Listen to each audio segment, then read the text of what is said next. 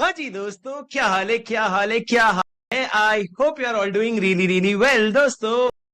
Good evening, everyone, and welcome to this amazing session. So, guys, here we are going to take a test of CA final of 100 marks here under the tag of self-paced online module, which is set A, corporate and economic law.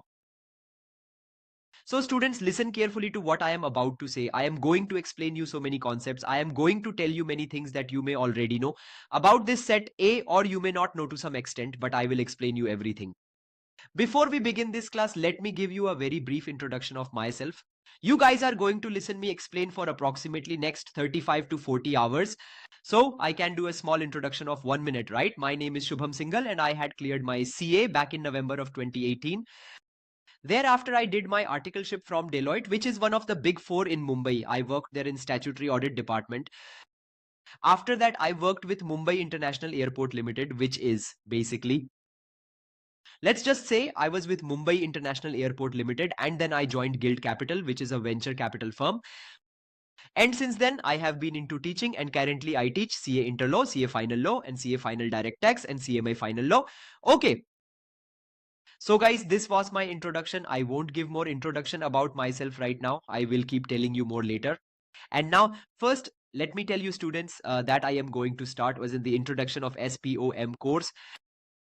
This video will be the only video on YouTube. From tomorrow onwards, we will shift to the app.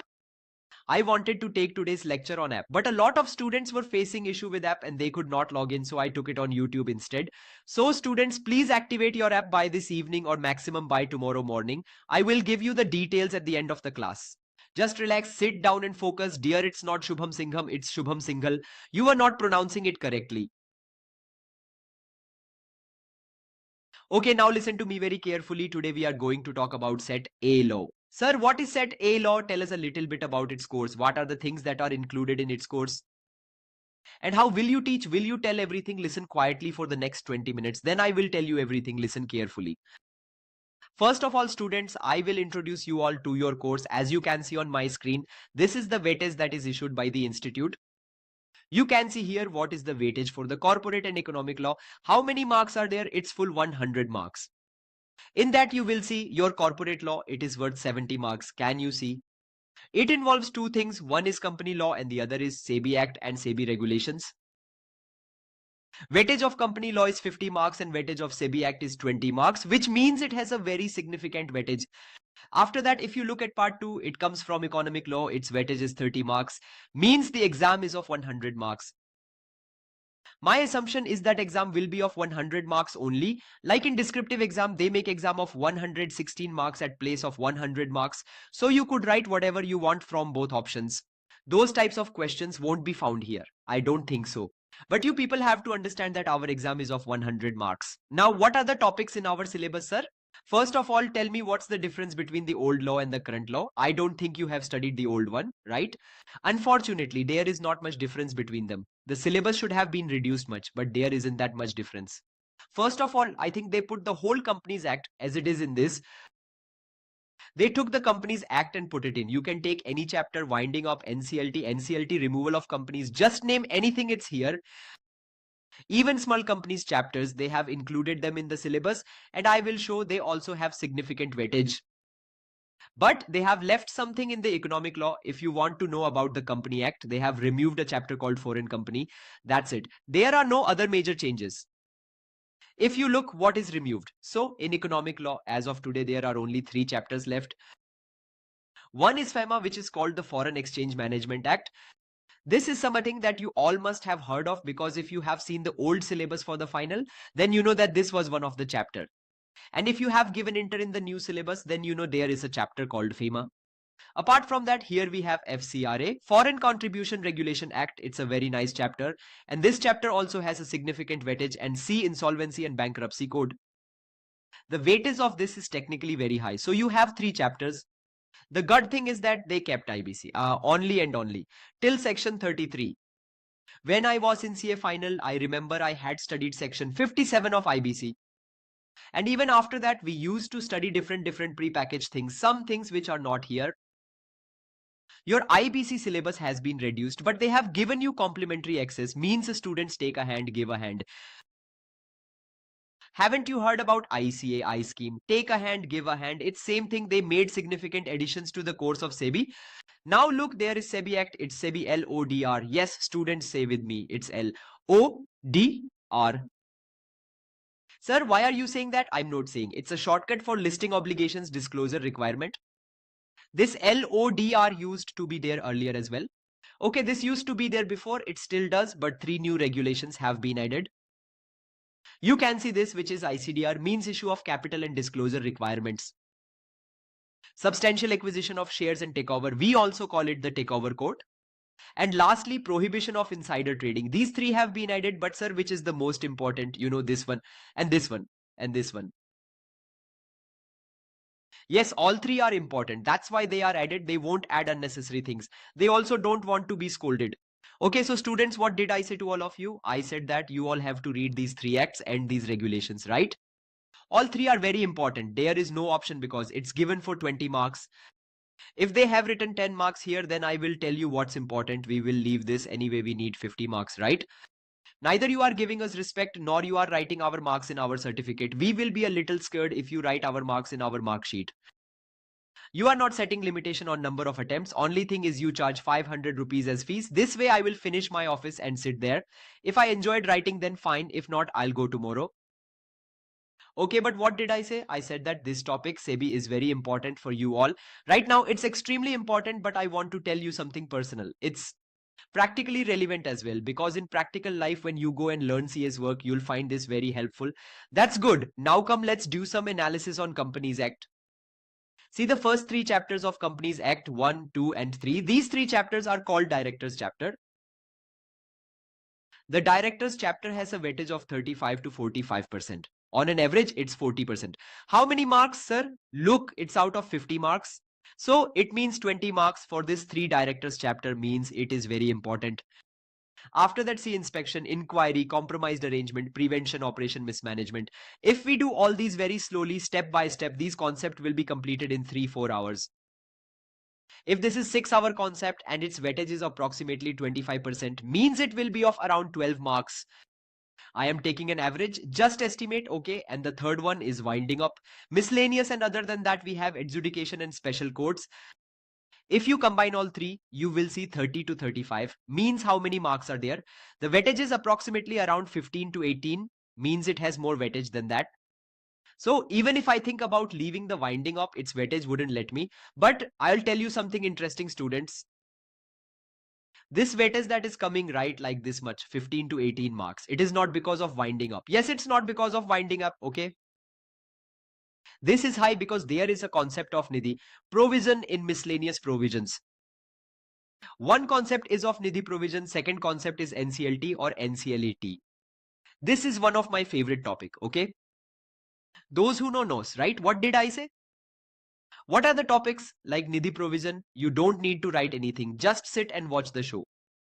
You sit like that, hands behind, comfortably, get some popcorn, right? And you sit and watch. Okay, when I will say, place the popcorn aside and start studying with me. Okay, so let's understand the basic things. It has NCLT, NCLAT, there is removal of companies, there is dormant company, there is government company. It has provisions for fraud. All these provisions that you see here, if you get one question from each of these provision and each question for 2 marks. So this question will be for 12 marks, right? So its weightage is significant and this adjudication aids. NCLT, I have taken them up, so take 2 more marks for this. So a good amount of weightage will go to your miscellaneous chapter, right? So students, we will not do this winding up chapter in detail, okay? We won't do it. As soon as I said no, we will not do it, you got a little tense, right? But why? Listen, I will tell you something. You put your 100% efforts, which topic we have to drop and which not to drop. Let me decide that. So please students, focus and finish your part properly. Okay, we will decide. We may not give best, but you have to. Listen students, the winding up provision, you know, is not practically relevant in today's date. Why? Because now the time has come where we completely rely on insolvency and bankruptcy code. Right students? If your company is on the verge of closing, you will go in the insolvency bankruptcy code. In the winding up, there are very few scenarios that will come. Roughly 4 marks question will come. I will tell you its cheat code. I will not tell you now. I will tell you later. If you will do the cheat code, if you will do it along with me, then you don't need to do anything else. And you will get 4 out of 4. This is confirmed. What are you saying, sir? I know this will be done. Don't worry, this is winding up, which is done. Let's talk about one more thing. We will complete the SEBI Act, and now let's look at economic law. So what you are asked in economics law, it comes off 35 to 40% out of 30 marks. That means FAMA alone has weightage of almost 10 to 12 marks, right? Yes, students, FAMA is back again in the syllabus. They have made it so big. Look, it was fine till introduction and till definition. And then they put the latest regulations where they imposed penalties and they made it a 100-page chapter, didn't they? I understood it will go into your category C minus. It will be in category of C minus. I will tell you the cheat code for this chapter too. This is the cheat code that as much as you will do, I will tell you some selective topics. Not now, later on. You just cover as many topics I will tell you. You will not get all 12 marks from them, but at least 6. Rest 6 we will give up. We will take care of your 4 marks of winding up. If 2 marks are gone, 6 marks are gone from this. How many marks are gone? 8, 92 marks are left. We need 50 marks, but we will get 70. Let's be on the safer side and try getting 70 marks. Be happy. So this is going to be our POA. POA means plan of action. And I gave you an introduction to what this is all about. I gave you an introduction of your syllabus. I justified everything, even the small details to you, like what our approach is going to be.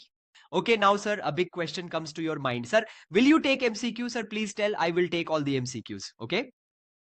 I am compiling a book specially for MCQ, which I will be able to give you probably in 5 days. That booklet will be available to you. You can print that PDF. In that booklet, I will give you all MCQs that have been prepared by the institute till the present date. I will give you all the questions in compiled and organized way without any repeated questioners. And for that, I will have to look at each MCQ, so it will take me time. Let's assume it should be done by the end of this month. Before that, I can't even if I want to, there are about 500 to 550 MCQs. So far, I have not started removing the duplicates. So I will do this as well. So your MCQs will also be done. I had told you syllabus and weightage. Now I will tell you our approach in class. This approach in class is very important for you guys. Will you be able to do it in 30 hours or will it take you 75 hours? What is it? There are 2 types of students, those who have already studied and those who are studying first time. For those who have already studied, it will be fun for them. It will feel like we are going slow. But the students who are studying for the first time, you have to understand that you have to give me time, a little more time. I have calculated today only that I will complete your entire syllabus in 36 hours. I planned it accordingly so that you will be able to learn easily and with clear justification of every topic. In this, your some lectures may include topics from your ultimate batch, specifically 1 hour lectures that cover the entire concept. But you need to understand that in 36 hours, there are 2 types of students. Some who understand it slowly, even in 100 hours, even you all can do it in 36 hours. But I just have one request. After attending one class, when you go to attend another class, do one thing, take a moment and pause and then review what you learned in the previous class. If you sit down and spend 36 hours by learning what I taught after those 35 hours, let's say, and then you put 20 hours more in revision, then this is sufficient. It will be enough for you. Let me tell you something simple.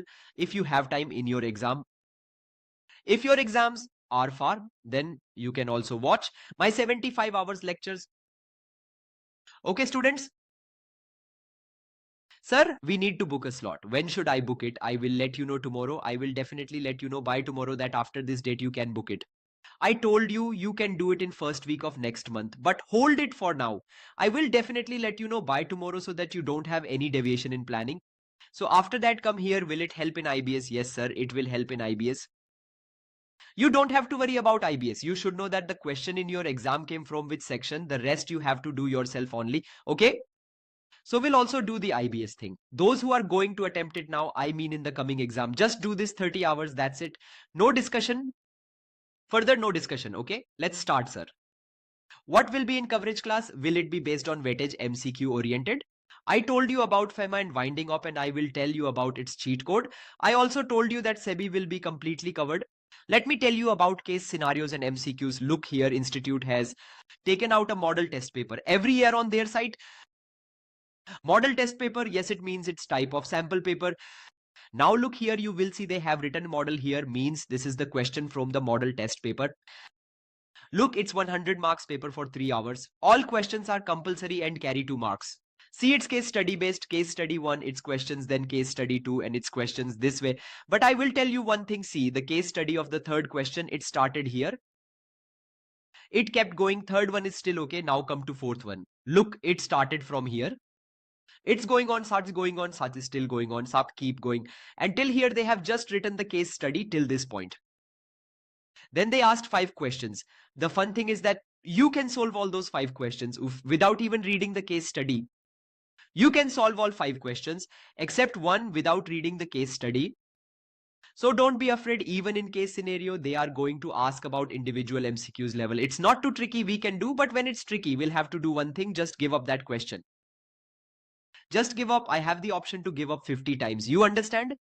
Don't worry, these cases are all scenario based, but you should be confident. If you prepare for the individual MCQs, your case scenario will also be managed. Okay? You don't have extra time to sit and go through different case scenarios separately. I was informed earlier that the institute has done something. Listen. The institute has created a database of around 5,000 questions, and your questions in exam will be randomly chosen from that database. You guys play Tambola. One number comes out after shuffling. You guys will get some random questions. You guys can't do everything. You guys can just focus on the concepts. You'll manage the rest in the exam hall. It's not like that I have practiced a lot of case scenarios, which means I am more ready. Definitely yes, but the time you have is for the content, for the concepts. You will handle the rest of it yourself in the exam. Can you please speak in Hindi, dear? This is a Hindi-English batch, so there has to be a perfect balance between both. Okay? Sir, can you give the papers one by one? We will see all these things. The backup will be valid from the date of activation. Yes, dear, this is my request.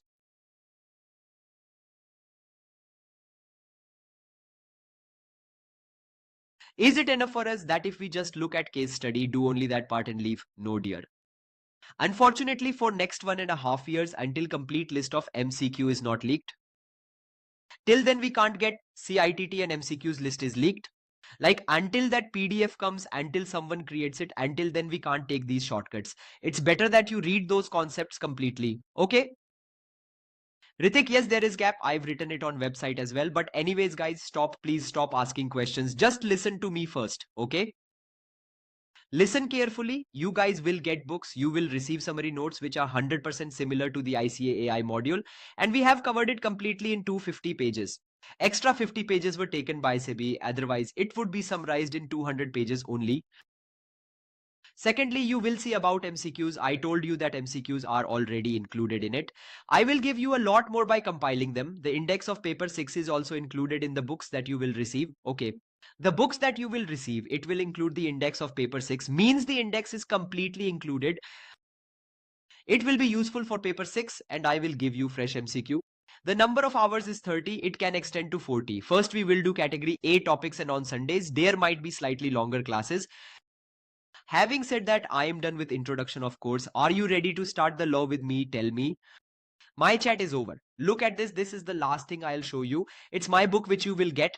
It takes lot of effort to make this book. If you look in it, you will see that you have complete index. This is the complete simple index given here. And then after that, detailed index is also given. Okay. Neeraj, it's set A class. It's not general guidance video. Sir, whom should I give set C and set D? As soon as we mentioned Neeraj, the lights went out. Neeraj, what is this happening, dear?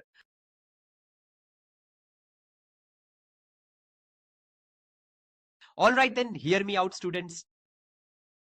Let's begin. Let's give this an auspicious start. We are on YouTube, and as this is the first video, so please like it. Target for this video is 300 likes.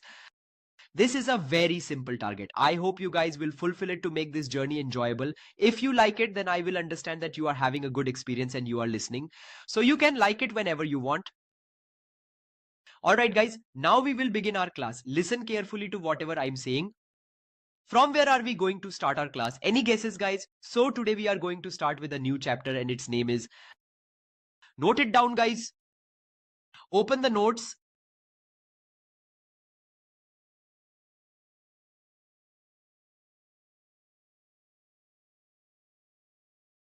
Let's write chapter 1. Appointment and qualification. of directors. Guys, I am also thinking of some more innovative ways to present MCQs for you, like playing in a gamified manner. Just give me a day or two.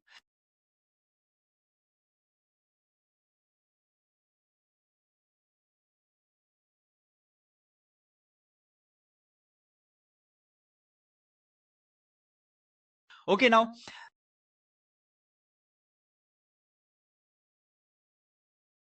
So I will explore that. Now all of you please pay attention here. So now we will discuss the appointment of the director. We are going to start Companies Act from section number 149. Just keep writing with me, okay? Keep jotting things as I write. Take down everything I am telling you in your notes. It starts from section 149 and we will be studying the entire Companies Act till section 470.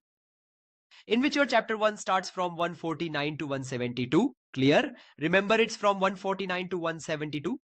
Dear, please write down everything that I am dictating. You all need to increase your writing speed and make sure to note down all of it. Can you tell me, in a company, why do we have BOD, that is Board of Directors? What is the purpose of having a Board of Directors in a company? I mean, what is the need for a Board of Directors? Why a Board of Directors is needed to run a company? If you guys are in a habit of tracking news, then last year Mukesh Ambani had Isha Ambani, Anant Ambani, Akash Ambani included in the Board of Directors, and Neeta Ambani got removed. So he brought his 3 kids to BOD. But what is the need for a Board of Directors? The shareholders are there, right? They can run the company. If you and I are going to invest in a company, then it is obvious that we would want to run that company. So as long as we are 3 to 4%, it's fine. But suppose if we become lakhs in number, then in that case, we can never run a company on our own. That's why what do we need? We need something different for that. We need some specialists who are professional and qualified, meaning we need some experts. And what will they do? They will run the company on our behalf. They will run as per our wishes, on our behalf and in our favor. So that's why what do we bring? We bring the Board of Directors. Hence a Board of Directors is required. And then what do we do with it? Okay, first tell me, why did we need a Board of Directors? Because our shareholders numbers are very high. There are a lot of shareholders. That is why we will need some professionals. And we also need some experts as well. So we need some professionals and experts. For that, what we do is we set up a Board of Directors in our company. Now this Board of Directors manages the entire company. You can think of these directors as our expensive employees who are given remuneration instead of wages. These people are expensive. We give them remuneration instead of wages. So what do these people do, guys? These people run the company. Now, dear students, this chapter that you have, which includes the Companies Act, look, it starts with section number 149. Please write down section number 149. What does it say? It says the company to have Board of Directors. Company should have a Board of Directors, which means 149 commands to have a Board of Directors, and companies can't disobey. So they are mandated to have a Board of Directors, as the law 149 explicitly says only one thing, that Board of Directors should be there. You will ask that who can join the Board of Directors? Then the law says that in Board of Directors only the individuals can come. The Board of Directors can only have individuals. Apart from individuals, no one else can come. After that, tell me, what is the minimum number of directors on the Board of Directors? Guys, just write along with me and keep listening. Minimum, how many directors are needed? Minimum, can I say that in the Board of Directors, I need minimum 20 directors? No, there has been given a simple limit that if you are a public company, then your board must have at least 3 directors. If you are a private company, you must have 2 directors. If you are one-person company, then you must have at least 1 director. For example, when we discuss about shareholders. Guys, is the voice fluctuating? I don't think so. It might be happening a little bit. You can adjust it. Okay. So you need to understand, in the case of a public company, when it comes to the number of shareholders, then just try to get this. In public, minimum of 7%, in private, minimum of 2, and in one person, just 1 is needed. Likewise, here also you need 3, 2, and 1 for Board of Directors. But this is the minimum. Is there also a maximum limit, guys? I mean, in my company, can I appoint 2,000 people as directors? Can we keep 2,000 directors? No, there is a maximum limit, and that limit is 15. 15 or such. Lower amount as AOA may prescribe. Okay, now what did I say? That 15 or such lower, meaning lower amount as AOA may prescribe. AOA means Article of Association. Let me tell you, take Tata Motors for example. Tata Motors, what did they do? Don't write things that I will write with orange pen. Coming back to example, what did Tata Motors do? Tata Motors said, though law says limit is 15, but even 15 is too high. In our company, there will be maximum 12 people. Maximum 12 people will be on board of directors, which is good. Feel free to say anything lower than 15. No problem there. But what would be the maximum? It would be 15 or AOA, whichever is lower. Clear? 15 or AOA, whichever is lower. But just remember one thing, that this limit of 15, this maximum limit that we have, it is not applicable to government companies. And this is also not applicable to Section 8 companies. Government companies and Section 8 companies are not bound by this provision. It won't apply to them. So for them, there is no maximum limit. Government companies, for example, take BPCL. If BPCL want 20 directors to come on board, then that depends on the government's will. The Companies Act can't stop them from doing this. The Companies Act cannot stop them. Is this clear? So what did I say? That your board of directors will only have individuals. Now what do you mean by having only individuals? This means that company cannot become a director on the board of directors, right? Individuals mean person with flesh and blood. But company does not have a body of its own.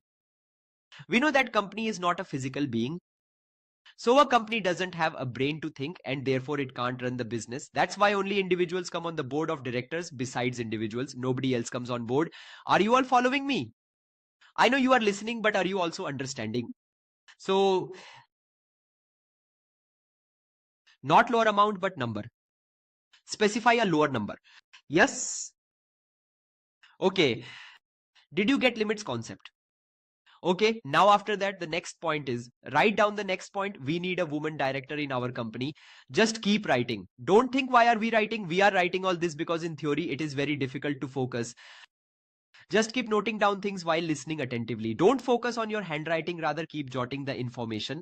Women directors, meaning in the entire board of director, it is mandatory to have a woman on the board as well. It is a non-negotiable provision.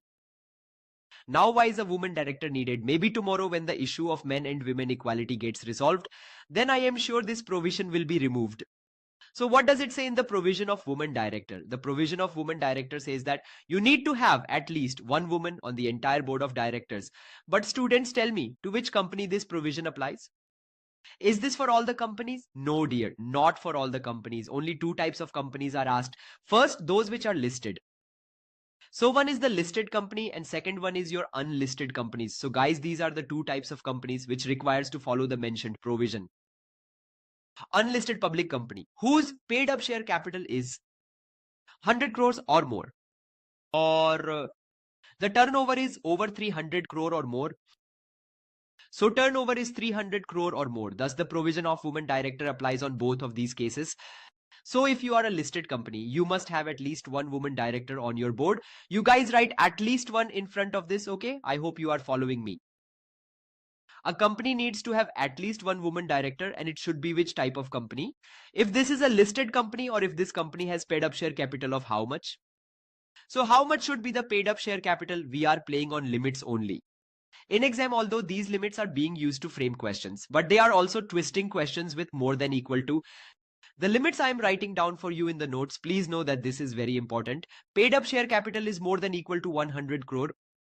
Or turnover is more than or equal to 300 crore. If you fulfill these criteria, then the provision of woman director will apply on you. Okay, let's discuss a situation, guys. Suppose today in Reliance Industries, Isha Ambani is the only woman director. Then tell me, if Isha Ambani resigns from her chair and she just leaves, what will happen? If someday Isha Ambani leaves her position from the board of directors, okay? Now assuming she was the only woman director, then in that case, the situation will be called an intermittent vacancy. Not intermittent fasting, students. A situation like this is called intermittent vacancy, meaning the position became vacant in between. It got emptied suddenly. Like there were many vacancies in board of directors before. In BOD, there were many chairs. This one chair was reserved for women, which is empty now. Got it? What should we do? We'll have to fill this chair with someone. But now here the law says, when this incident happened, after that, in the immediate next board meeting, or within 3 months, whichever is later. What do these words mean? Whichever is later. Come on guys, can you tell me? So you will have to understand what is the meaning of immediate next board meeting and whichever is later. We need to have a clarity. Speak up guys. You all need to get this clearly, that for example, if I were to tell you 1st of June 2025, if on the 1st of April 2025 the woman director's office becomes vacant, then what will happen? If she left the position, that woman director simply left the board and went away. When a woman director has resigned, then obviously we need to bring in another director. So we will bring her from 1st April to, you should know the date of first board meeting. I gave you 2 scenarios, right? If the next board meeting is on the 1st of June, what will happen? And if the next board meeting is on the 1st August, then what will happen? So students, you will compare this with 3 months. What date will come after 3 months? It will be 1st July 2025. Now among the two, you will compare whichever is later. If your next board meeting is on 1st June and time limit is till July 1st, then you have to appoint a woman director by 1st of July. But if your next board meeting is on the 1st of August, then you can't appoint before the board meeting. In that case, you will have to appoint by 1st of August, right? So whichever is later. Whichever is later. Please keep this in mind, students. I want to tell you guys one thing very clearly. When we are doing this under selective number of hours, then the few lines which I am making you skip in between, have trust on me and skip those lines. Otherwise, you'll have to spend 120 hours on the law. The lines I will make you skip, neither you will be able to send me doubts for them, nor you will be able to discuss. Because for your good, I can undoubtedly teach for 100 hours. I enjoy teaching anyways. The lines I will not explain you about, those do not need to be paid attention to. If you get them on studying, then good, or leave them. Subject taught in 200 hours. We taught them in 120 to 100 hours. Given the same syllabus, how can it be done in 35 to 40 hours? Okay guys. So did you guys understand this concept properly? Thus, whichever is later is a very important provision. There are high chances that MCQ will be made on this provision. It will be based on intermittent vacancy. If it becomes vacant, then immediate board meeting or 3 months, whichever is later. Or else, do you know what will happen? For example, like in this chat, let's say, so who is this girl? Divya, like she is in this chat now. What will she do? Pay attention. Let's assume our company is Reliance Industries. She is having problems with our company. So what will she do? She knows that there is a board meeting on the 1st June, a board meeting on June 1st, 2025. What will she do? She'll lay low and speak nothing. Suddenly she will resign just a day before. Resign a day before. Suppose instead of later, it would have been written earlier, whichever is earlier. What you would have seen in 3 months or next board meeting, whichever is earlier. When is next board meeting? It is in 2 to 3 days. Now we are stuck. The company is in trouble, but Divya rejoiced all these things. She took pleasure in our difficulties. But that's not good. So the law states that they will give minimum 3 months. But if the board meeting is even after that, then first immediate next board meeting or 3 months, whichever is later. Okay. Did you get it, guys? Can I ask a question? Listen, my next board meeting, pay close attention to this. My next board meeting is on 1st June. When did the seat got vacant? 1st of April. Next meeting is on 1st June. And its next board meeting is on 1st August. The first meeting is here, the second meeting is here. And from here, 3 months finishes at 1st July. Tell me, by what date will you appoint a woman director on the board? Till what date will the woman director be appointed? By what date? You need to see the immediate next board meeting. So after this, the next board meeting is only this one. There is no value of this date. Now between these two, whichever is later, yours is 1st of July. So you need to compare with 1st of July. You can't look at August 1st because you just need to see the immediate next board meeting. Okay, clear? Now guys,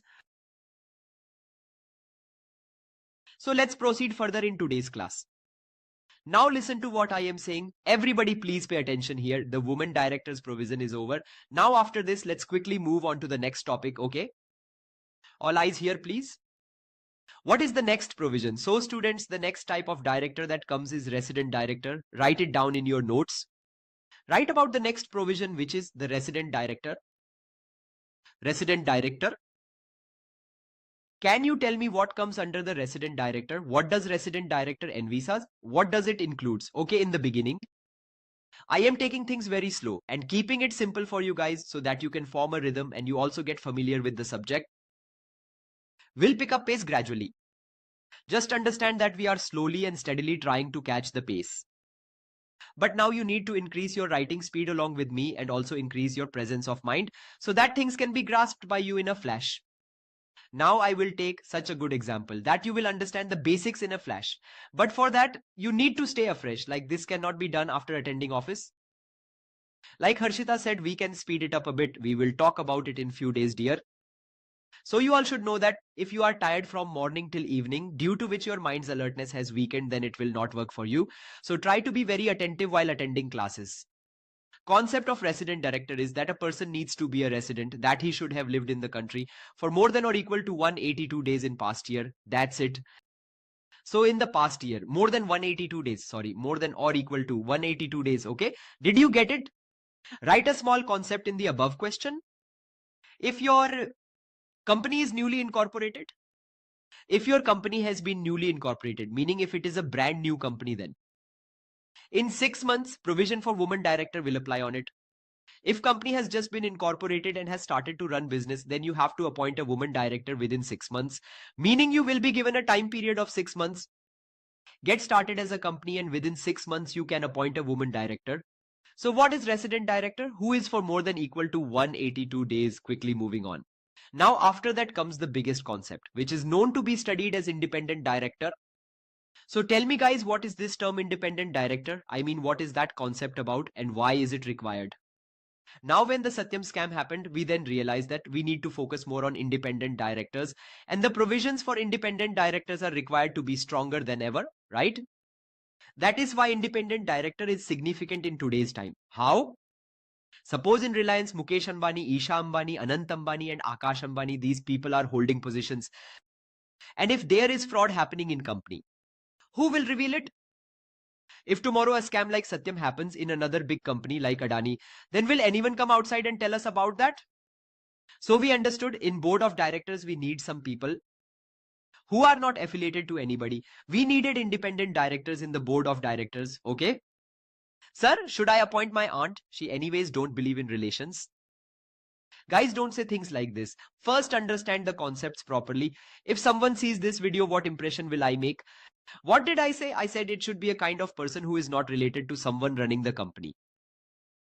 If you put that person there, then tomorrow if there's a fraud in the company, he will be the first to point out things because he has nothing to do with the company. Now a question arises, who should be appointed as independent director? In other words, independent director's provision is applicable to whom? Let's divide this in 3 parts. If your company is a listed company, then for the listed company, what does the rule say? At least 1/3 of the directors should be independent. Is it clear? Let's say there are 10 directors in your company. So how many independent directors should be there? 1/3 of 10, which is 3.33. Tell me if we can have half of a person. No, right? So at least 4 persons are required here as an independent director. You have to appoint 4 directors. 4 such directors who are independent. Do you know what independent means? It means not dependent. Now you will say, great, this is exactly why we needed this class. This is what I didn't understand. Just kidding. I said the independent directors is 1/3 of the total directors. Don't ignore this topic as you will surely get a question on this. So listen carefully now. If you are not a listed company, if you are unlisted and you are a public company, then you need independent director only if your paid up share capital is 10 crore or more. So students, the turnover that you have with you is either 100 crores or more than that, or the outstanding loan that you have, or debenture or deposit. So students, the outstanding loan or outstanding debentures or outstanding deposits that you have with you, if they are more than 50 crores, look here, it's more than or equal to, and the same is here, but here it is only more than. What is this? It's an unlisted public company. If this is an unlisted public company, if your company is unlisted public company, then you will have this limit, but this is only for unlisted public companies. So now students, all this means that if your company is private, then this provision is not applicable to you. Okay. It means that government is saying that if it is private company, then your shares are among each other. Public has nothing to do with it. You can do anything. Okay. Because what will happen in the case of private company, we really don't care. So if you want to have the provision, then you can have it. If you don't want to, then don't have it. Okay. Did you understood what am I saying, students? So what happened? This is a private company's provision which is not applicable. So now this is the limit for unlisted public company. Keep all this in mind. Did you understand all of this? Look at me, students, so that you can understand it in a better way. Okay. So remember these limits, as this is important. An unlisted public paid up share capital should be either 10 crores or more. Turnover should be 10 crores or more than that. And outstanding loan debenture deposits should be more than 50 crores. Should be more than 50 crores. So guys, look here, look at the limits which are given on the screen. So in the future, same limits will come to your audit committee. And same limit will be applicable to nomination remuneration committee. You will learn it when we will read section 177 and 178, but it will be applicable to audit committee and nomination remuneration committee. Now keep this in mind, okay? Here I am going to explain a new topic to you which is very important. Please be attentive, guys. So now look carefully on the screen, please. So here what did I say? I told you all that if you focus paid up on this. Look guys, this paid up share capital and the turnover you see here, this is for the women directors. So this will be as per latest audited financial statement, latest audited financial statement. So if I ask you, students, don't write what I am writing. You can write this latest audited financial statement. I have a financial statement for March 31st and another one for June 30th. So if I ask you all, which one should I take? Speak up. Students, which one should I choose? But the study material has 50 crores or more. Cut it down and rewrite it as 50 crores or more than 50 crores. Cut down what is already written there. It's not an amendment. It is a mistake. It was never 50 crores or more. Cut it. So guys, did you all understand this? Yes. Okay, but now students, if you carefully look here at the limit, here what will be the paid up share capital and turnover? So this will be as per latest audited financial statement, and the one which is written here, it will be same with this one. Okay, so I didn't answer this one. Between 31st March and 30th June, you won't choose 30th June. There is no quarterly audit. There is a quarterly review, which we call a limited review. Your audit is for a whole year, okay? So guys, you will take the numbers for March 31st. I am telling you, the institute will test your expertise in this way. They will give you lots of numbers to confuse you. You need to understand that you have to take 31 March because that is when the audit takes place. Okay, so on June 30th, there will be an LR who said you have very good practical knowledge. I am proud of you. LR is limited review, right, students? Okay, friends, so now can you please tell me what did I say after that? After that, I said, now please listen carefully to what I have to say, okay? After that, please listen carefully, students. This provision that we have made, there is also an exception to it. So now guys, the unlisted public company also has an exception, which is if you are a joint venture. So if you are a wholly owned subsidiary or if you are a dormant company, you will not require an independent director for you. So did you all understand what I am saying, students? Is my point clear? If you are in a joint venture, in any case, no matter how much is your paid up share capital and turnover, if you are a joint venture or if you are a wholly owned subsidiary or if you are a dormant company, then the provision of independent directors will not be applicable to you. But I have a question for you. Okay. So students, please tell me if joint venture and wholly owned subsidiaries, you know what guys, I have something to say to you all. Listen to me carefully. Don't disturb me. You can ask queries about the pricing of lecture on conversion. Kids, just try my job for once. You will understand how tough it is to speak for 30 to 50 hours. You have gotten so used to free things that you will even start filling out return for free. Please don't disturb me in the middle of the class. It will take me a second to make you all quiet. Kids, we can have a word when this class gets over. Okay, now listen. Please wait a second, students. I will tell my team that anyone who talks anything apart from SPOM class, please disable that.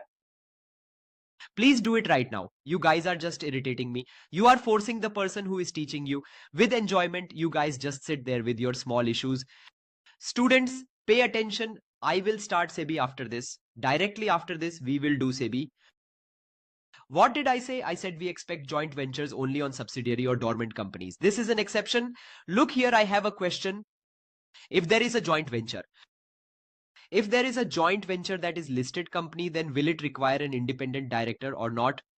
In unlisted public companies, it will not be required whether it's joint venture, subsidiary or dormant company. But for listed company, so this question will have no point. Why? Because how can a joint venture be listed?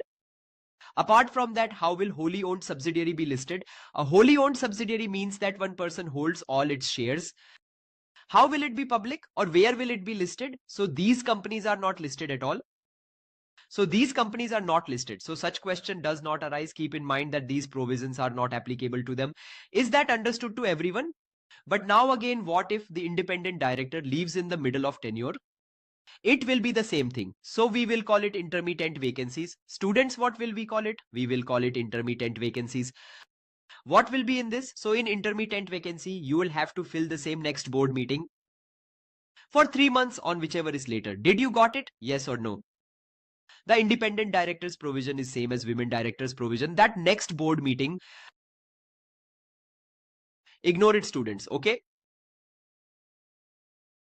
I won't get it done today, but I will complete it by tomorrow. What did I say? Your intermittent vacancy will be same as theirs, and you don't need to worry about it after that. But can I ask one thing? Students now think that if these years were 24 and 25, or let's say this year your paid up share capital has become 10 crores or more, or students, what if I tell you about COVID? COVID was during 2020 and 2021. So during COVID, a company sold so many masks and their sale was high. Their turnover was 200 crore rupees.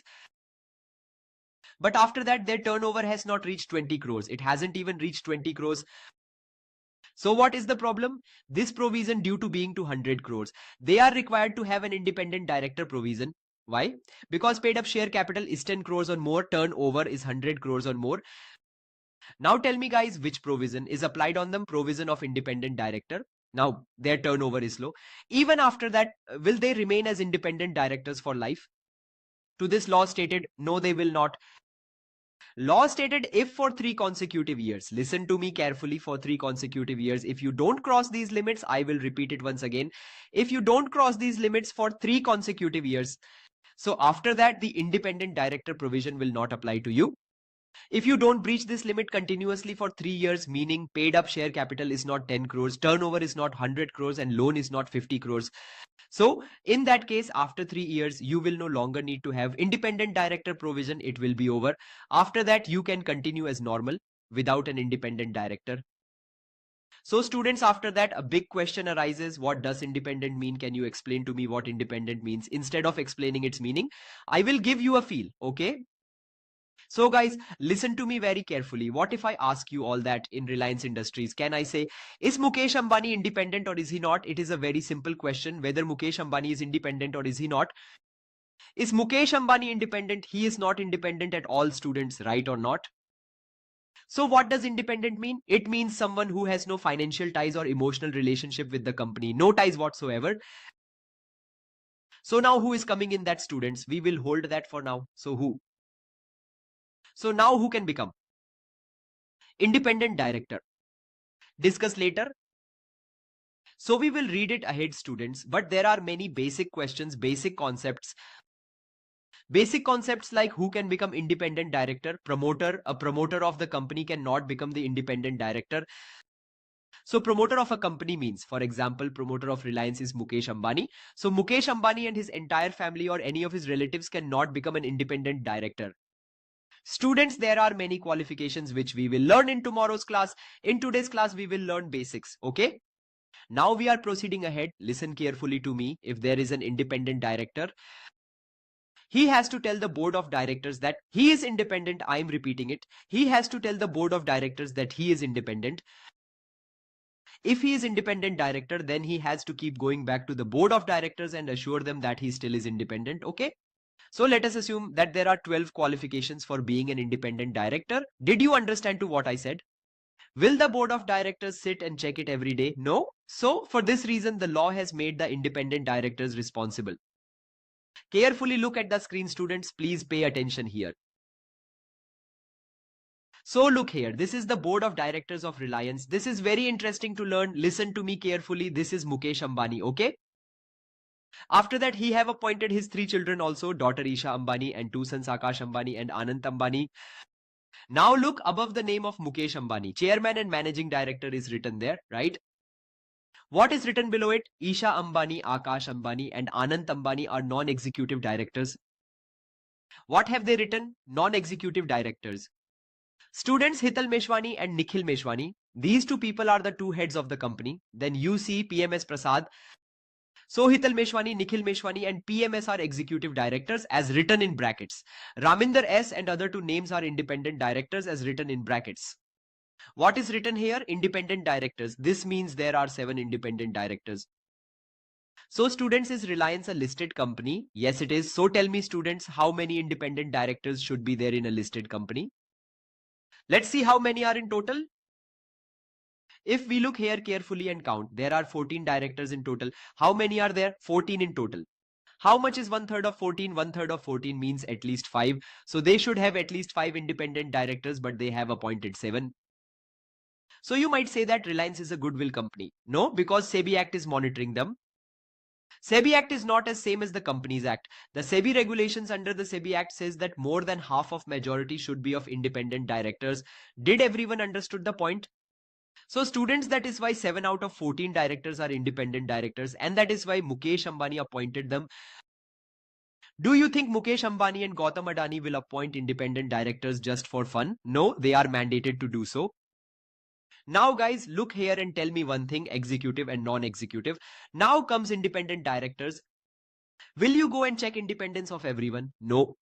So they have to report to the board themselves. And when the first board meeting takes place. So students, it means when they will attend the first board meeting. Is that right? Tell me everyone. So first board meeting which they will attend. Is that okay? And students, the second one is they will have to give such declaration in the first board meeting each year. Okay guys? So when they attend the first board meeting of their life, even then they will declare that they are independent. They will have to give a declaration that they are independent. It is important. After that, when they will give declaration in first board meeting every year, and even after that, whenever there are any changes done in the company, whenever there are any changes in any circumstances, then what will they say? Guys, at that time, they will come and ensure that don't worry, I am still independent director. So they will have to reassure them about their position in company. So students, they will have to do this. Is that clear? Your first board meeting, every year's first board meeting, and whenever there are any changes, you have to give declaration for these 3 times. So you are understanding what I am saying? Okay. So can women be both director and independent director? Tell me the answer. I will say the answer is yes, they can be both. Students, keep this in mind that the Companies Act doesn't say that it needs a women independent director. Did you understand it? Companies Act never says that only women should be independent director, but if you do, they have no issue about that. Okay, good.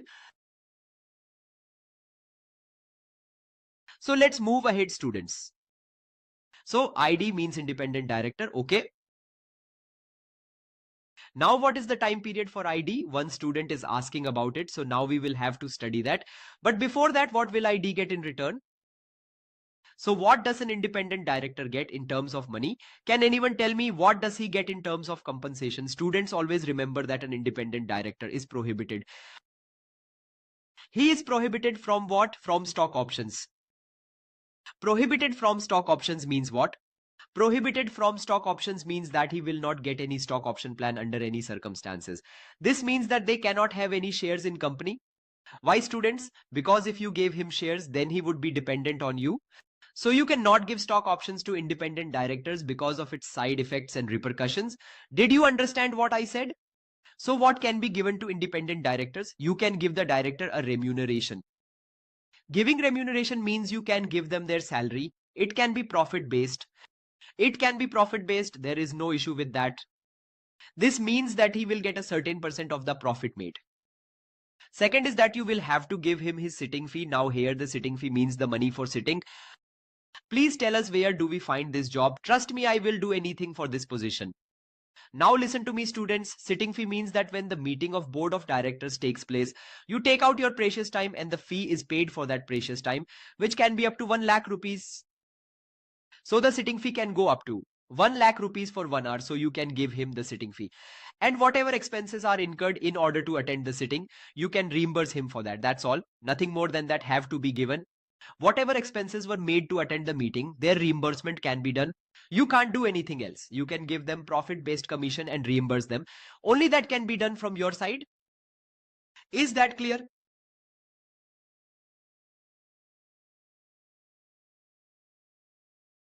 Here a student is asking if out of 10, 1/3 of the directors, which is equals to 4, if we appoint one independent director, can a woman be an independent director? Guys, answer is yes.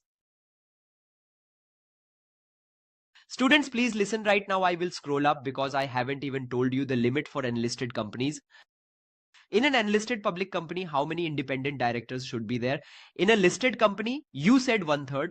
What about unlisted public companies? Guys, unlisted public companies should have at least 2 independent directors. Did you all get my point?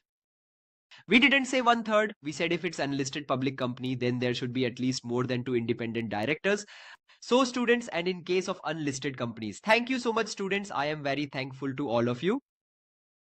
In case of unlisted companies, there should be how many independent directors? At least 2 independent directors should be there. Please keep this in mind. What have we done? So our compensation point is done. The students, this point will give you 1 mark. How much? 1 mark. What? An independent director can never get ESOPs? It's impossible. Right or not? Sir, answer this. Should women directors always be independent? Ashutosh, I have told you the same thing. Students, I said that the Companies Act does not specify that a women director should be independent. It could be there in SEBI Act. Now let's proceed ahead. So tell me, what will be the tenure? Students' tenure is very simple. So carefully look at what I'm writing here. So you can be appointed for a period of 5 years. Initially, you can be appointed as an independent director for up to 5 consecutive years.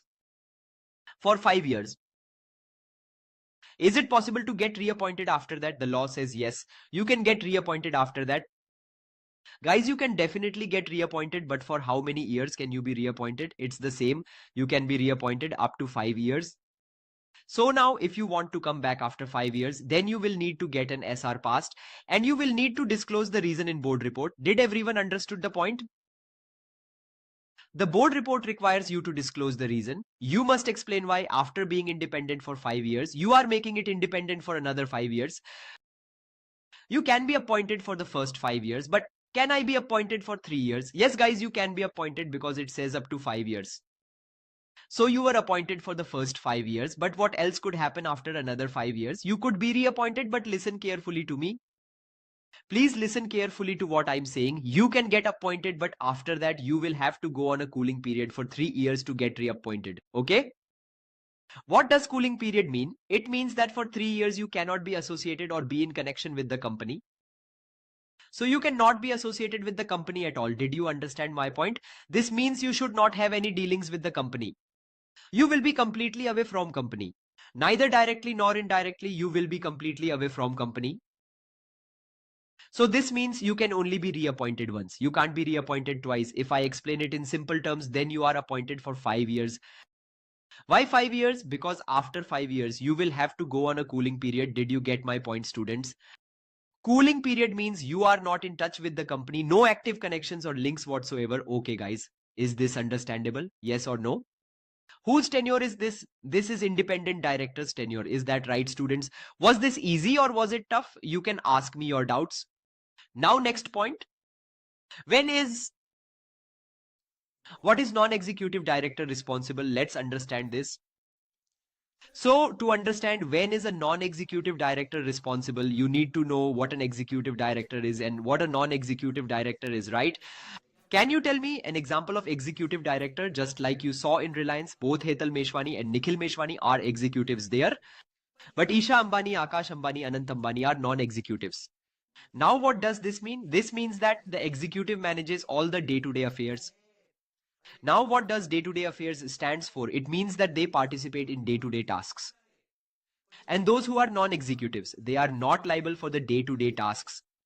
And whenever there are any important board meetings or discussions on the policy making, then they come into the picture for advising and giving their opinion for the concerned matters.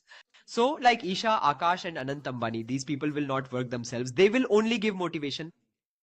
Now suppose that you have not filed GST return on time, or you didn't pay your GST on time, so the company will be penalized. Also, officers in default in some non-compliances of GST.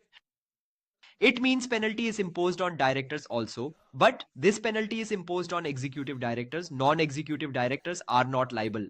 It's very simple. If I have started a company ABC Limited and I am an executive at ABC Limited, so I am responsible for daily work, and you are a non-executive and you just give motivation. You are not responsible for the daily work, but I am responsible. But when will you be responsible? You will be responsible in 3 cases. First, if there was any information or any mistake which you were aware about, which you had knowledge of, you knew that it was being done wrong, or there was something that happened through the board process. What do we mean by board process? You do attend the board of directors meeting, right?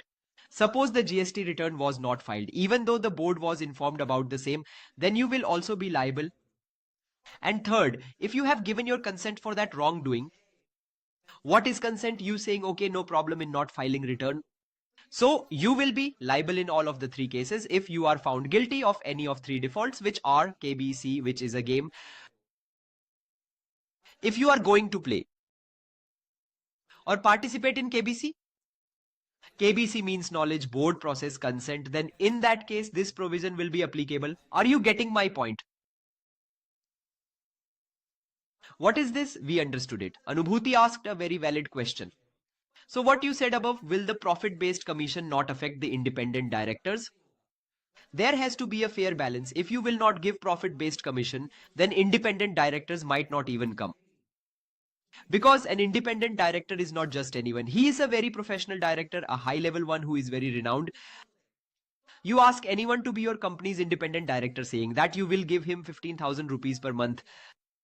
He will say, no, I want profit-based commission. But to give this profit-based commission, I will have to get it approved from the shareholders. I will give the profit-based commission if the shareholders approve it. Otherwise, I will not give to the independent director. If the shareholders approve, okay. Is this clear? Okay, understood? Does the concept end? No, there is more. You know it was done through board process and you gave your consent. You will be responsible in all 3 cases.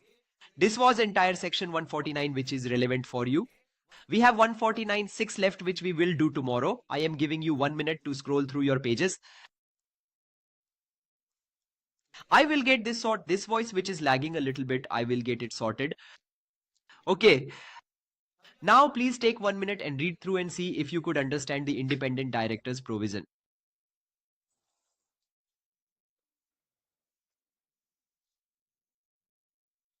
Can a dormant company be listed? No. A dormant company means it is not doing business. We will read about this later.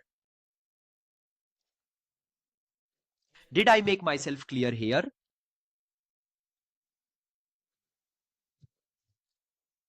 If you have missed writing some points, I will upload these notes on the drive immediately after class. Don't worry, the link to the drive of this batch will be provided. I will upload the notes and from there you can see everything and write it down, okay? We will study about half limit of SEBI in SEBI's lecture. Yes, all independent directors are non-executive directors. Do we need to remember section numbers? No.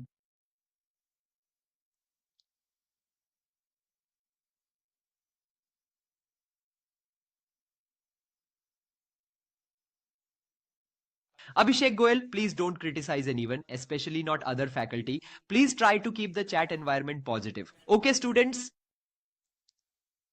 If you tell me, sir, your teaching style is good compared to someone else, it will not at all make me happy. Okay?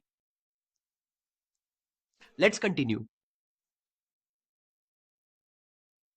Yes, Harsh, you can do that. You will get the access till tomorrow. You have read this. Listen, guys, there are some things. I am telling you things slowly. I will tell you 100 things. So the human brain is built like this. If you go and watch any movie, you watch the whole movie and enjoyed it. If you will rewatch the movie, there will be 2-4 scenes which you didn't notice earlier.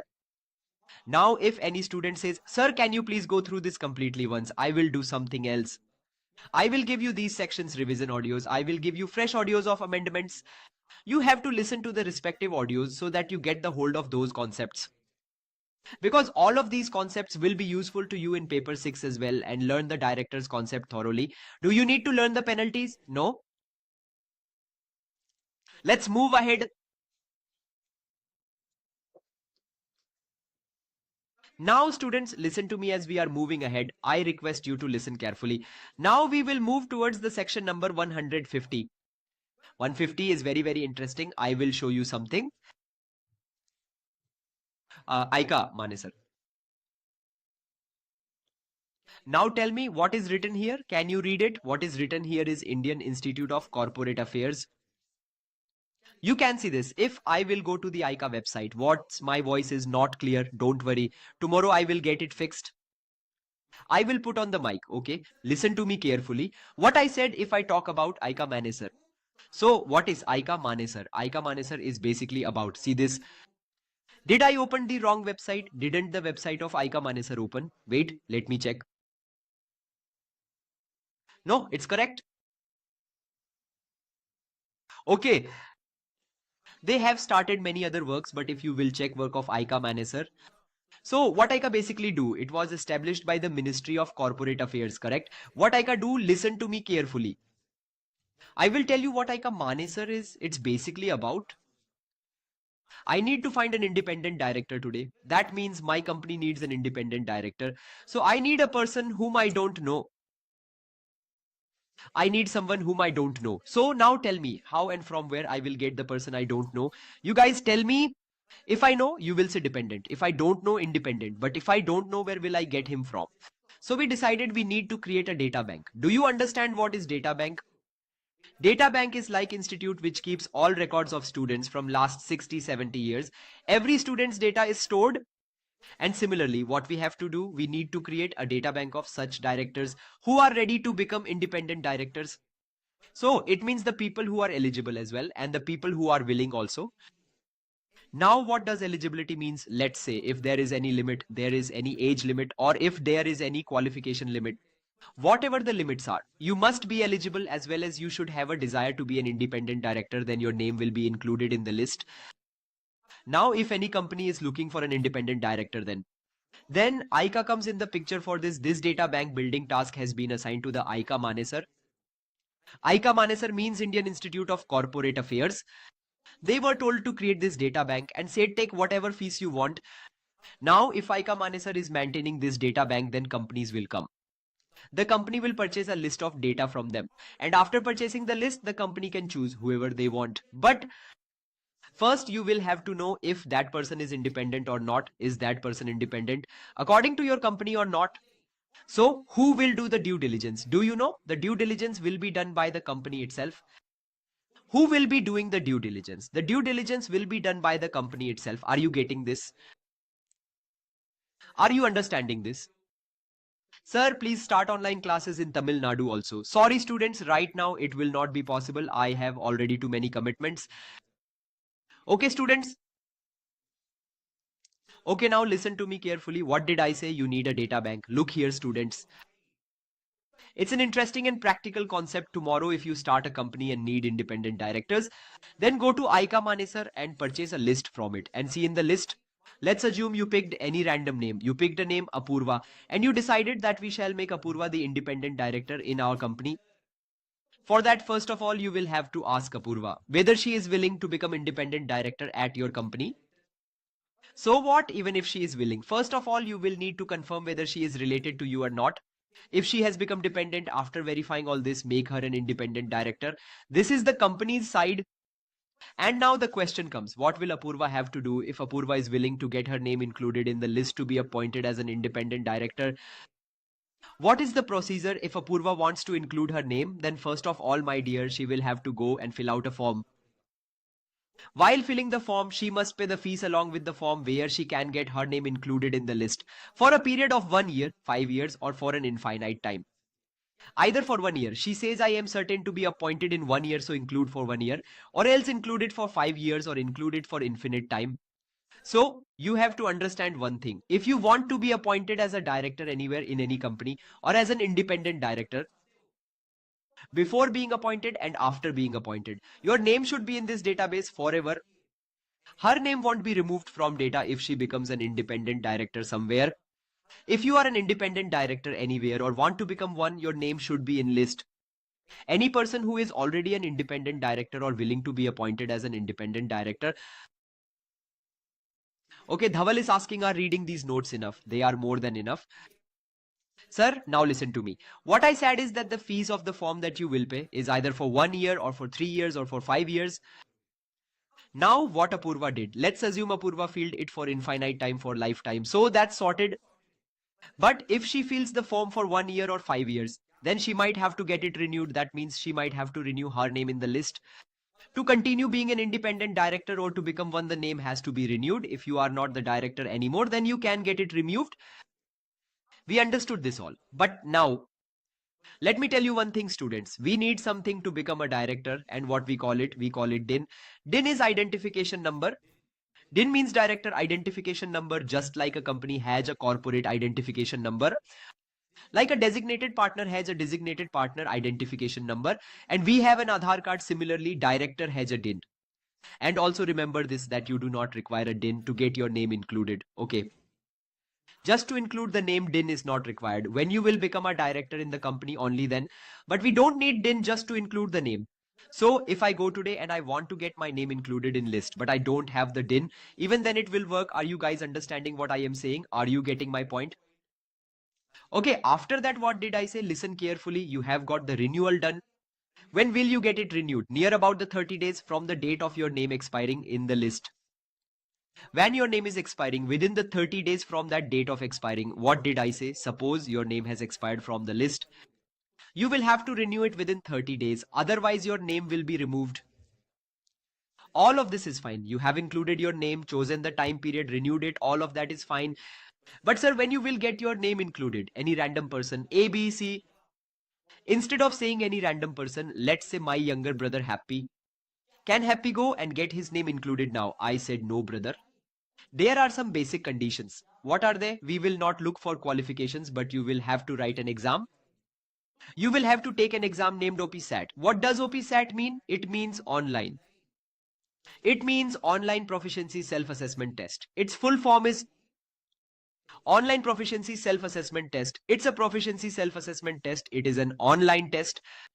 If this type of question comes in the exam, if the question in exam comes from this section, then this concept will be asked. That what is OPSAT? After you would have your name registered for the exam, you will have to clear this OPSAT exam within 2 years. Within how many years? 2 years. Sir, what do you mean by clear? It is just like the SPOM. What percentage do you need to get? You need to get 50%. But we are CA students and we want to know what are the number of attempts we will have. So then I said that your number of attempts is infinite. Woohoo!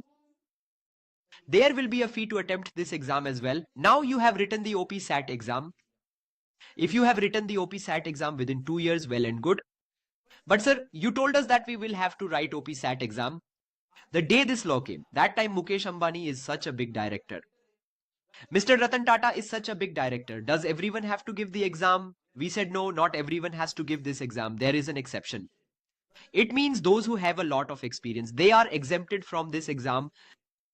They have an exception. For example, if you have experience of 3 years or of more than 3 years, listen carefully to what I am saying. If you are a director since 3 years or more than 3 years, or if you are a key managerial person in a big listed company or in a big company. For now, write big company. What did I say? If you are a director or a key managerial person in a big company like this, large provision. Understand one simple thing today. Understand one simple thing. Will Mr. Ratan Tata write this exam? Is Mr. Ratan Tata going to give this exam? No. Why would he? Right? I mean, I have realized, I don't know why, but whenever I say Ratan Tata, I say Mr. Ratan Tata. When I mention Mukesh Ambani, the term Mukku Bhai comes out of my mouth, and likewise when I mention Gautam Adani, then Adani. Why does this happen? I will do it, Roshan. I will do it after class. Okay. The PGBP lecture of today will be uploaded soon. You guys do not have to worry. Listen now.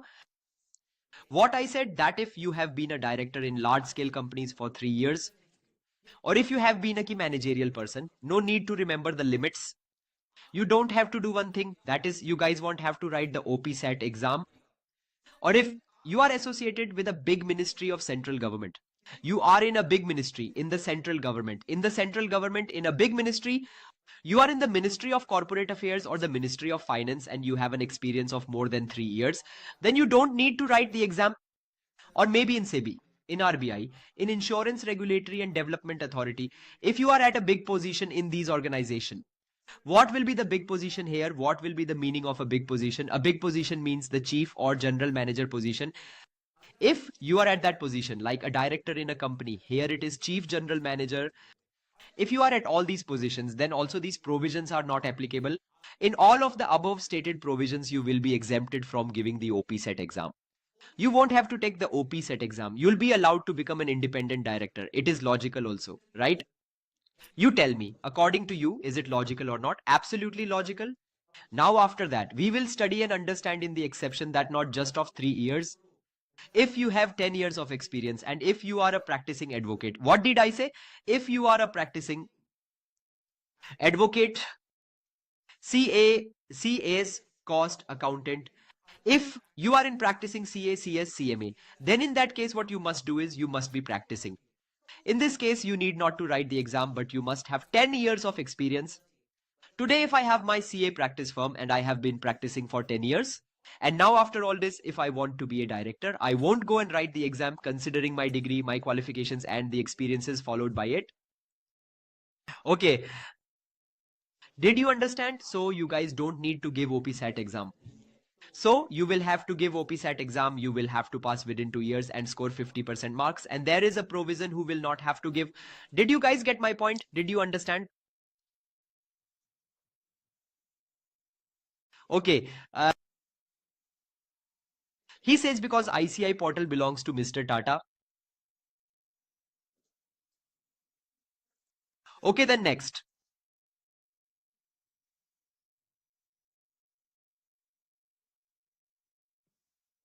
Did you understand? 3 years for each case, of course. This is case 1, this is the first case, this is the second case, this is the third case. You will fall under any one category among the 3 of them. Now let me tell you that a very important amendment has been introduced. A very important amendment was introduced last year. Listen carefully. No, actually it was introduced last year. If you don't clear the OPSET within 2 years, if you don't clear the OPSET within 2 years of registering your name for the exam, so what will happen now, students? Your name will be removed. Assume that this is the list. What was the name we assumed? Apurva. So now Apurva's name will be removed from the independent directors list. Within 2 years of registering, if you haven't cleared the OPSAT exam, your name will be removed from the list. Now, if you want, you can write application to ICA, the Indian Institute of Corporate Affairs. Sorry, sir, I made a mistake. Can you give me another chance? Now, what you will have to do if your name gets removed? Submit an application. You have to pay a fee of 1000 rupees along with the application. If you have paid the fee, then your name will be restored. Restore means your name will be put back. It means your name will be registered again. Registered where? It will be restored. Your name will be registered again, meaning you will get a second chance to give the OPSAT exam. Now what you will have to do? You will have to clear the exam within 1 year. When your name will be restored, then a separate category will be created. That means there is one particular category in the data bank of ICA. Your name will fall under the category of those students who did not clear the OPSAT exam and whose names were removed from the list. So if you clear it in a year, then of course, very good. But if you do not clear it even in a year, then now your name will be properly removed once and for all. And if you want to get it enrolled again, then you'll have to give a fresh application, which means you'll have to pay the full fees, which you paid initially. So understand a small point. Just understand this small point. What did I say? Please just understand this point. Okay, so if we try to understand this with an example of Apurva.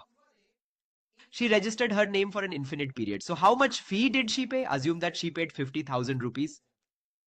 Now that poor girl got 2 years to write the paper. She could not clear it. But then if you remove her name itself, then sir, how will it work? So even after removing the name, then again give a 1,000 rupee fee and you will get another year's time. If you clear it in a year itself. So very good. So your name's validity will remain infinite. It will remain valid for as long as it was originally intended. Okay. You will suffer a loss in one condition. If you do not clear it in 1 year, then your name will be removed. You will have to file a fresh application after that, which means you will have to pay 50,000 rupees again. See the difference? If you clear it within a year, then initially whatever your validity was, that will continue. But if you don't clear it within a year, you're gone, money down the drain. Now you have to start fresh. You have to write again. Do you understand what I mean? Yes or no?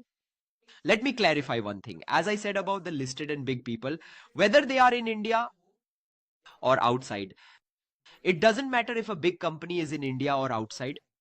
If a big person like Elon Musk from abroad comes to India wanting to be an independent director, what would you say? Ask him to sit down and clear OPSAT? No, you won't.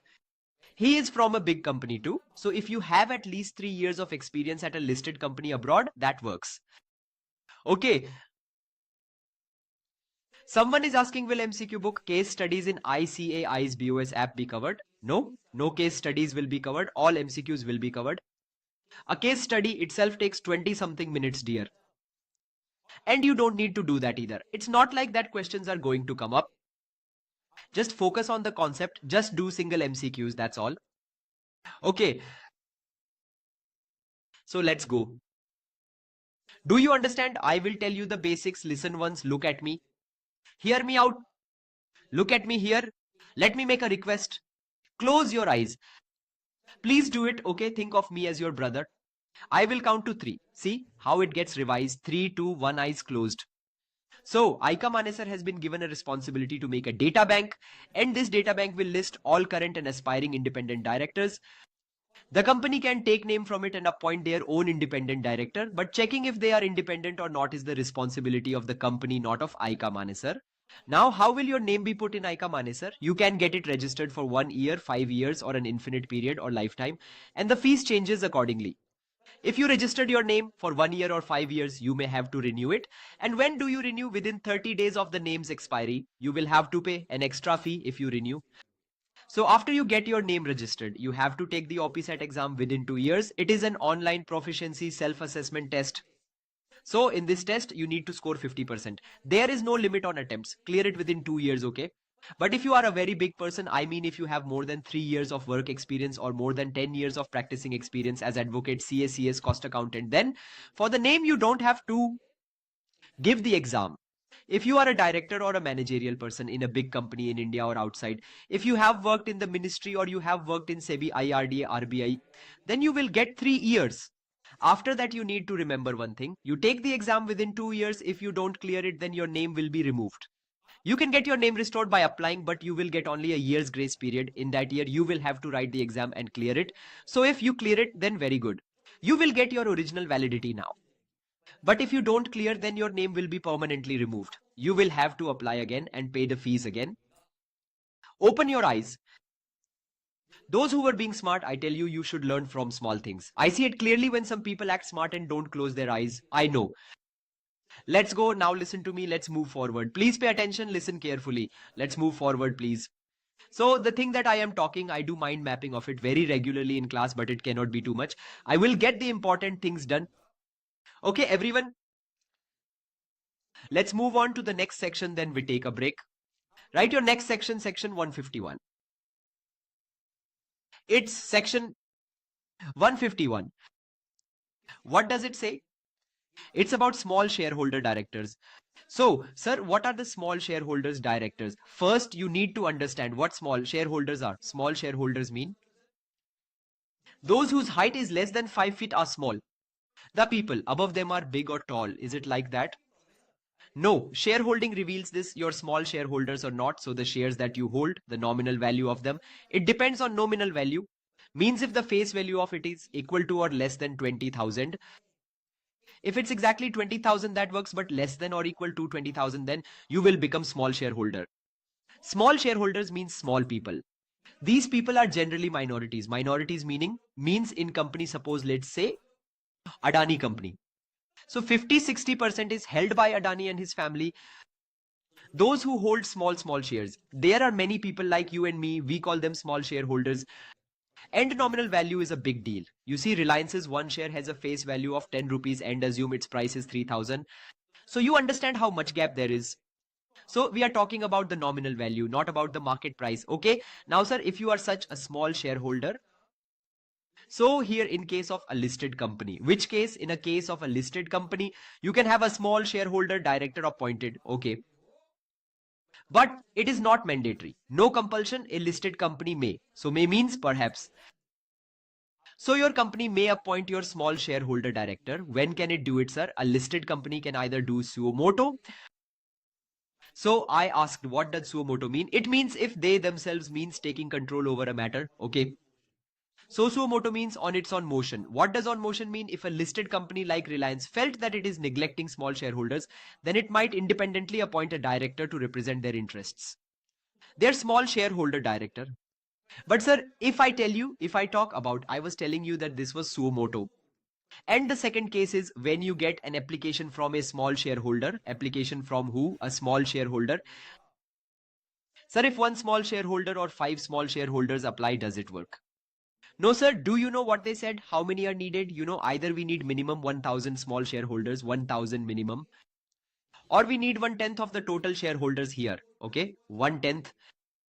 So either 1,000 or 1/10 of the total, whichever is lower. If this many people will apply, then only the company will think of the fact whether it should appoint a small shareholder as a director or not. If so many people would go and apply together. Okay, listen, I said that in case of small shareholders, if you have at least 1,000 small shareholders, that means what? How many people are going? 1,000 people. Or if you are 1/10 of the total, let's say there is a company named Reliance, which has only 5,000 small shareholders. Okay, only 5,000. Others have over 20,000. The nominal value is more than 20,000. So if you have more than 20,000 rupees, then in that case, you become a major shareholder. But if 1,000 out of 5,000 come, it would be too much, right? But as I said, 1/10 of 5,000, which is how much, guys? 1/10 of 5,000 is 500. So either 1,000 small shareholders or 500 small shareholders, whichever is lower, the go and file an application means 500 small shareholders will work. If they go and submit the application, then it is not mandatory for a listed company. If the listed company wishes, then they can appoint a small shareholder as a director after listening to your request. Do you hear what I say, guys? Can you hear me? Yes or no? Now a question. Is it necessary for SSD to be a small shareholder himself? So it's like I tell you one thing. If a king belongs to a certain caste, then generally he is from the same caste.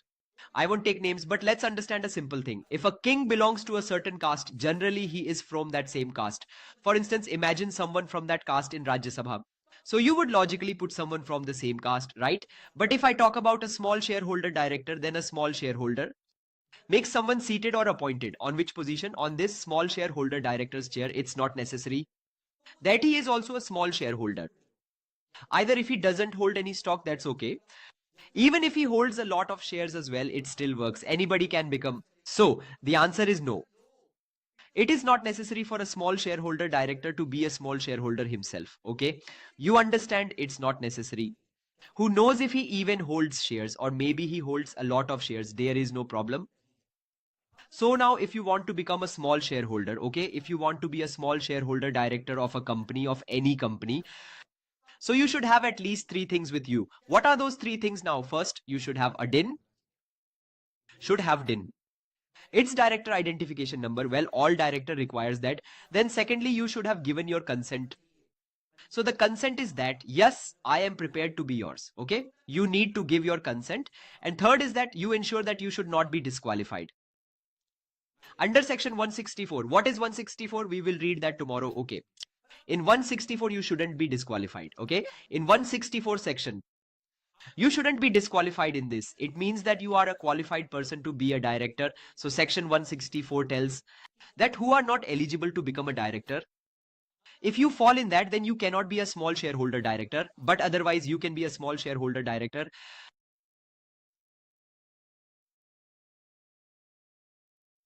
Is it clear? Did you understand? Sure. Okay. Moving forward. So now tell me what the tenure of small shareholder directors is. Tell me. So sir, their tenure duration is of 3 years, and after that they have a 3-year cooling period as well. They get a 3-year tenure and a 3-year cooling off period. So they play hot and cold, hot and cold, hot and cold for 3 years. An independent director's tenure is like hot, hot, cold, 5, 5 and 3 years cold. They are appointed for 3 years, and after that they are not associated with the company for 3 years. Do you understand what I am trying to explain here, guys? Right? So will a small shareholder director continue his position for a lifetime? No, dear. He will vacate his office if he is disqualified in the section 164. If they were capable of attracting vacancies in 167, if they were disqualified in 164, if he attracts a vacancy in 167, or if he does not remain independent in section 1496. If he does not remain independent in 1496, then what will be assumed? Then it is assumed that he is leaving his office empty. It will be presumed that he is vacating his office. Are you able to understand this? Now, sir, a very important point, which is very, very, very, very, very important. Please listen carefully. Sir, can you tell me that how many small shareholders can become directors in these companies? So, sir, you can be an SSD in no more than the number of 2 companies only.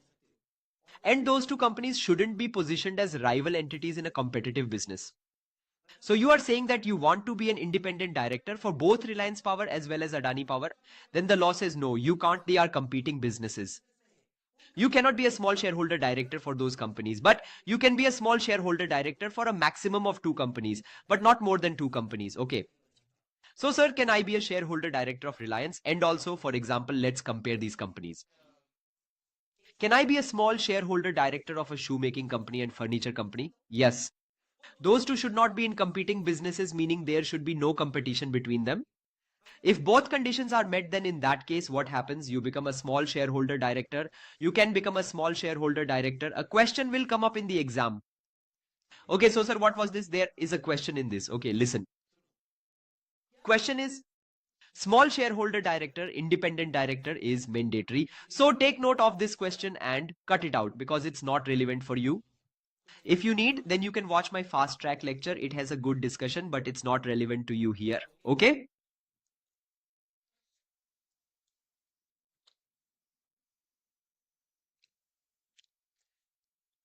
Akshita, your question is good but not relevant. Let it go. Understand that it's not necessary that he should be an independent director, okay? We didn't even read 1496 yet. Akshita, you will have more clarity after that. Harshita, I have already given the 20,000 example once. I can't give it again. Please rewind. Okay, please, dear, please. I hope you understand I am not being forcibly nice in demo to please you. And if later I will become strange, then you will be like, sir, this is different. What is true is true. You can easily watch it backwards in 40 hours by rewinding. You have this option. But I can't keep repeating because now imagine in such a large crowd on every concept, minimum 10 students will always be there who didn't get a specific point. So we will just keep repeating things again and again. But okay, I will tell you out of good faith. It's a simple matter of 20,000. You'll see the face value of the shares of 20,000. It's a simple point. The face value of the shares is 10 rupees and market price is 3,000. You just need to see if its face value or nominal value is 20,000 or less. If I tell you that I hold 2,000 shares of Reliance, what's its face value? 2,000 into 10 equals 20,000. So, am I a small shareholder? Yes, I am. And how much market price 2,000 shares hold? 2,000 into 3,000. 2,000 multiplied by 3,000 equals to 60 lakhs rupees. And still, I'm small shareholder director. Okay? Let's move forward now. Do you understand, Harshita? Tell me, did you understand, Harshita and Raghav?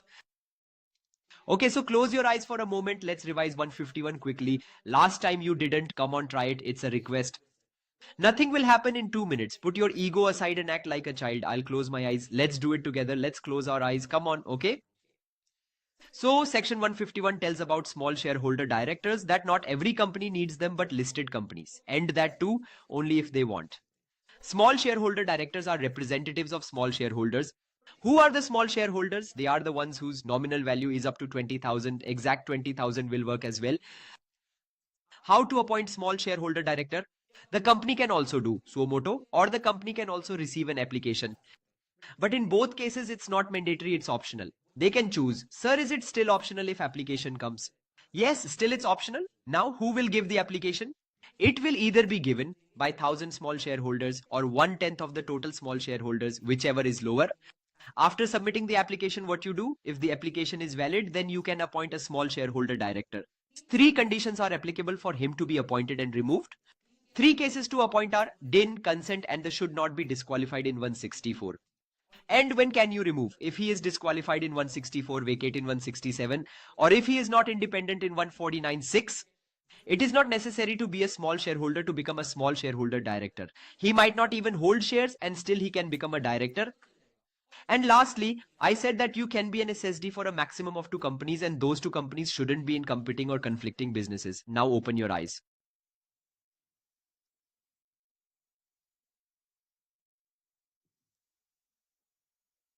Yes, Sumit, it's all written. Open your eyes and say you understand. Okay, let's go. So I will stop this recording here and start a new one. We will be live on YouTube. We'll listen to some songs, but students who are watching recording, this recording will be for the first phase. It will stop now. We will take a short 10-minute break. I forgot the consecutive years, so you can be appointed in 3 years. There will be a cooling period of 3 years. Thanks, Raghav. That's why I won't close my eyes. You close your eyes during revision, okay? Okay, so let's go. Now listen to me carefully. We will take a 10 minutes break till 8:50 and then we will resume and then we will have another hour of class. I will meet you after the break. Take a 10-minute break. Let's start a song. It will be fun. And after that, we'll continue. One last request to you. If you like the videos, please like them once because that's how it gets reach. Okay. Thank you so much and we will meet after the break. Bye to recording students. We'll start again. Okay. Hello friends, welcome back after this short sweet break of 10 minutes. It felt like 2 minutes, right? Students, section number 152 discusses the appointment of directors. Pay attention about the appointment of directors. Now what does it explain about the appointment of directors? Guys, tell me what topics have you read till now? You have read about independent directors, about small shareholders and about data bank. But till now, you have not read that how does a director enters into a company. You have read about it absolutely nowhere. So students, my first question from you is that how do you get the first director of your company? How does one become the first director of your company? How does he become one? Let me tell you how does the first director gets appointed. It's either written in the AOA Articles of Association that who will be the first director of company. In case it is not written in the AOA, let's say it is not written in that, then what will happen? If it's not written in the Article of Association, in that case, listen carefully. Then in this case, who will become the first director? It's your subscribers, right? Who basically become your members in the future. These people become your first directors. Either it's written in article or the subscribers which are present, they later on become the directors. Are you all following me? Can you hear me? So this is written in your AOA. Now tell me one thing. What is the tenure of this first director? Sir, its tenure is till a proper director is appointed. Until we appoint a normal director in the company, till then he will continue. There will be no issue in his continuation. Students, please always remember this thing. Let's say you want to become a director. Where? In some company. First of all, the company will have to pass an OR in the general meeting. What is the need to pass an OR? What is this thing? OR means ordinary resolution. In this way, the first director came and that concept is over now. Now we need to talk about the directors who will join later on. Like today, Mukesh Ambani is in the company. So when he will come on board, we will have to pass an OR for him. Write down in the bracket unless. Otherwise, specified. Unless otherwise is specified, what do these words mean? If something else is specified. So what does unless otherwise specified means if something else is written? What do you mean by that if somewhere you have specifically written SR? Recall about the independent director. SR was required to reappoint him. So SR was a must there. But in general, OR is needed. Along with this, 3 more things are needed. Firstly, this onboarding director needs to have DIN, director identification number. Secondly, he should not be disqualified as per section 164. No disqualification should be there under section 164. Now third and the most important thing, he will have to give his consent to act as a director. Tomorrow he can't say that he was forced to become a director or it was imposed on him. Not at all. He has to give consent for this. If he gives consent, only then he will be able to become the director of the company. Otherwise not. How will he give consent, guys? Any guesses? We have a consent form for this. This individual will submit a form to the company, which is also known as DIR2. He will submit the DIR2 form, which proves his consent to becoming a director. The company will have to forward that form to the ROC. By the term ROC, we mean to say Registrar of Companies. This will be sent further to the ROC in the form of DIR12. DIR2 came and DIR12 went away. DIR2 arrived and DIR12 left. But what is this thing? This is the consent of individual, which is a written consent. Now you have to submit it to the ROC within 30 days. Sir, do we need to remember this? It is not necessary. Just understand that the consent which comes to the company will surely go to the ROC. Okay, guys. So this was the concept of DIN. What did I say? I said that in a company, a DIN is required. There are 3 conditions. Remember, first is DIN. Second, should not be disqualified, and last, must have consent. So consent should be there. You should have DIN and not stand disqualified. Remember one thing. A person, okay, tell me this, can I apply for more than one Aadhaar card? No, right? I can have only one Aadhaar card. Similarly, a director can have only one director identification number, okay? It can only have one DIN. He can't have more than one DIN. Only one is allowed. Is this clear? You can't have multiple GST registration numbers. You are allowed to have only one GST number. Are you getting my point, students? Please make a note of it. Now there is an amendment. Listen. It goes like this. What are you saying, guys? Yes. Students, there is an amendment. This amendment is the recent one and you will have to understand it for once. They have given an amendment.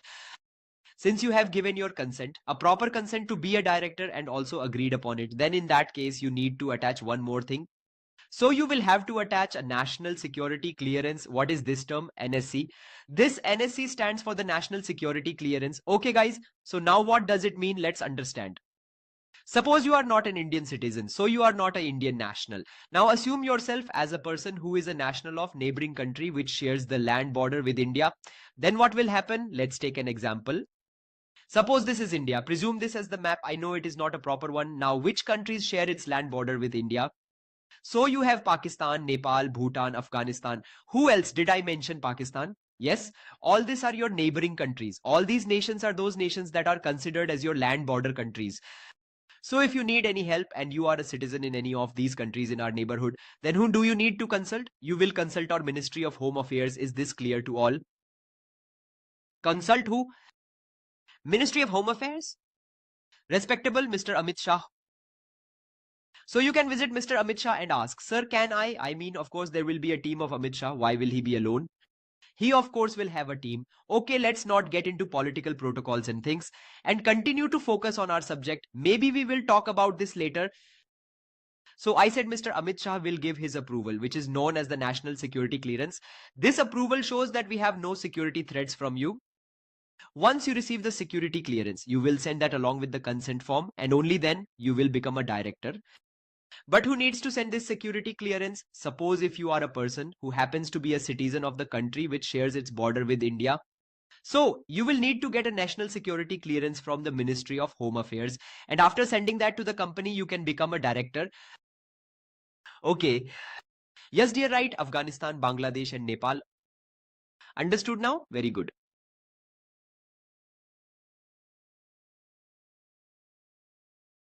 Yes, all of you will get the new one even if you have taken it earlier. Yes, I have to look after the TDS thing. Okay, let's see what more is there. Guys, first tell me, did you understand till here? Now there is another interesting thing which is called concept of retirement by rotation. Don't complain that we would learn this later. Listen. So what is retirement by rotation? Please focus on this topic. Everybody concentrate on my words.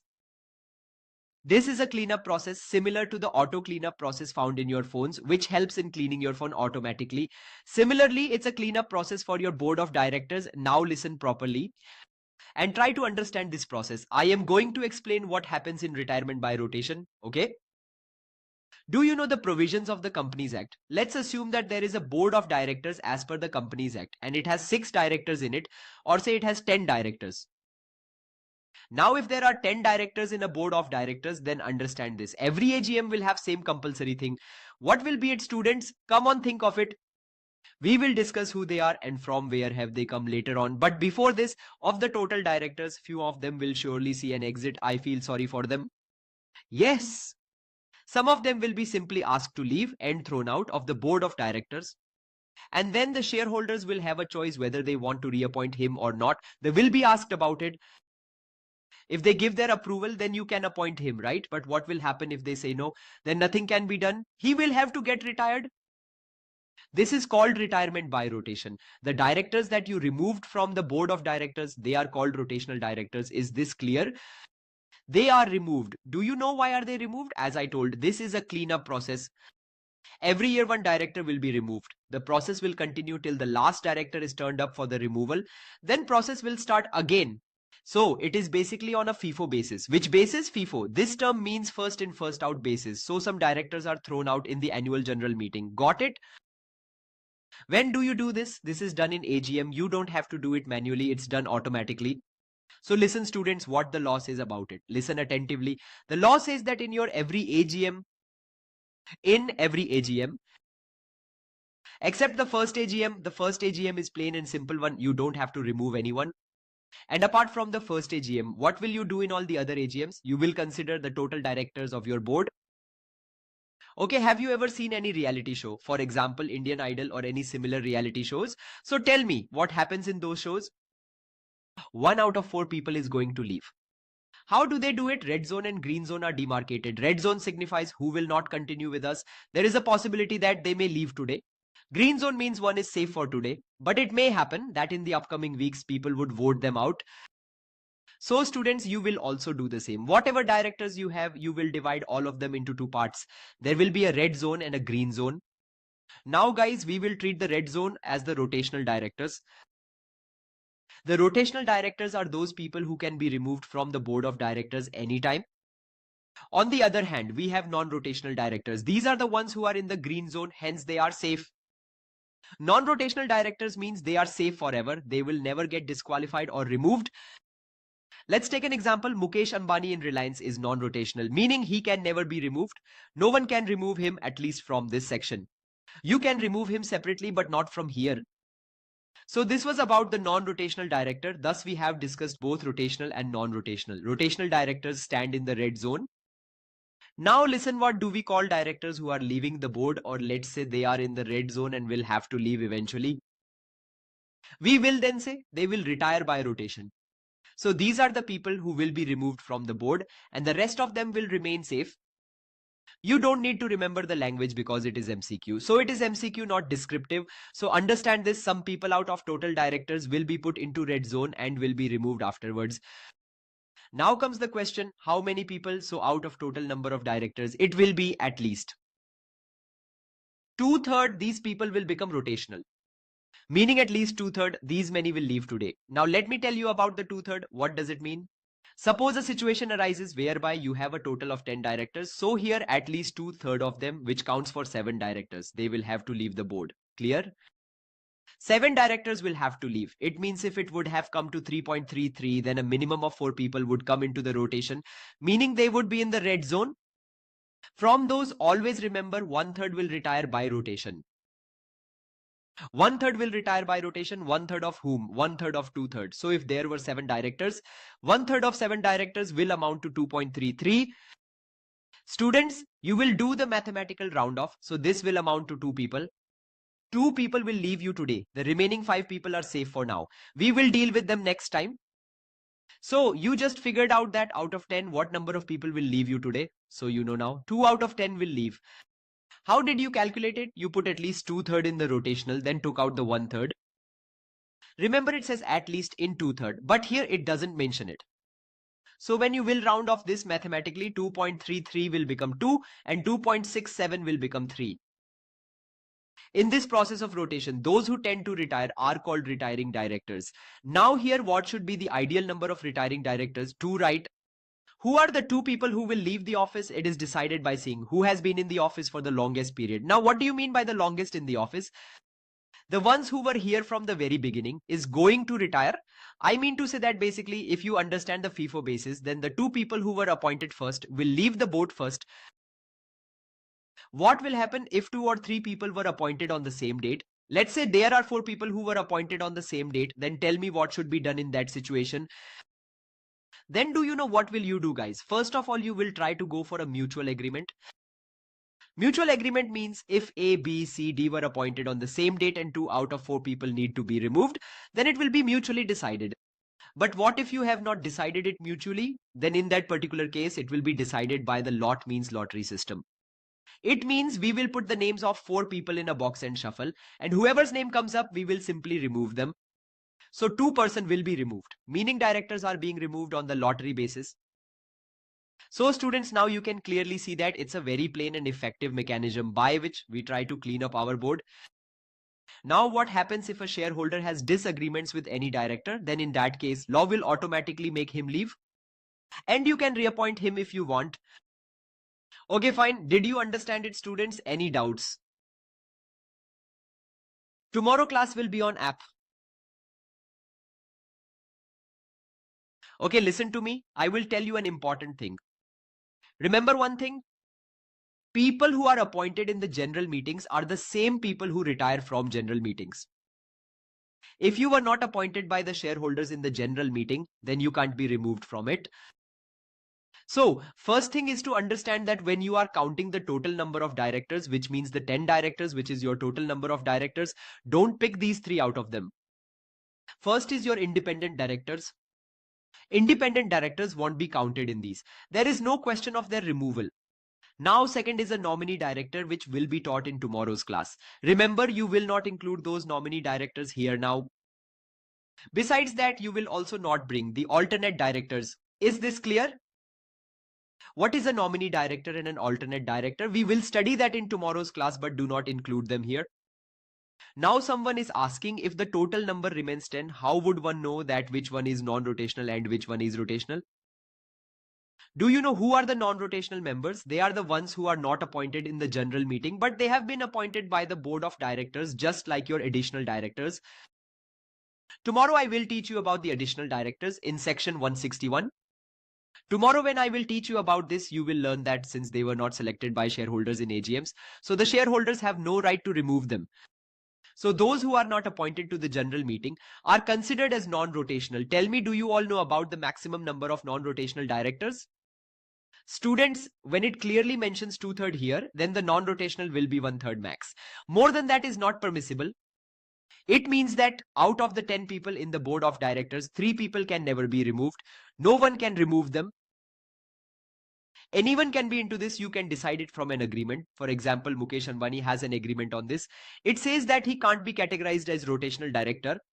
So because of this agreement, he becomes a non-rotational director. Are you getting my point? Did you understand what I said? Are you sure? Good. So this was all about the rotational provision. We will revise it later as well.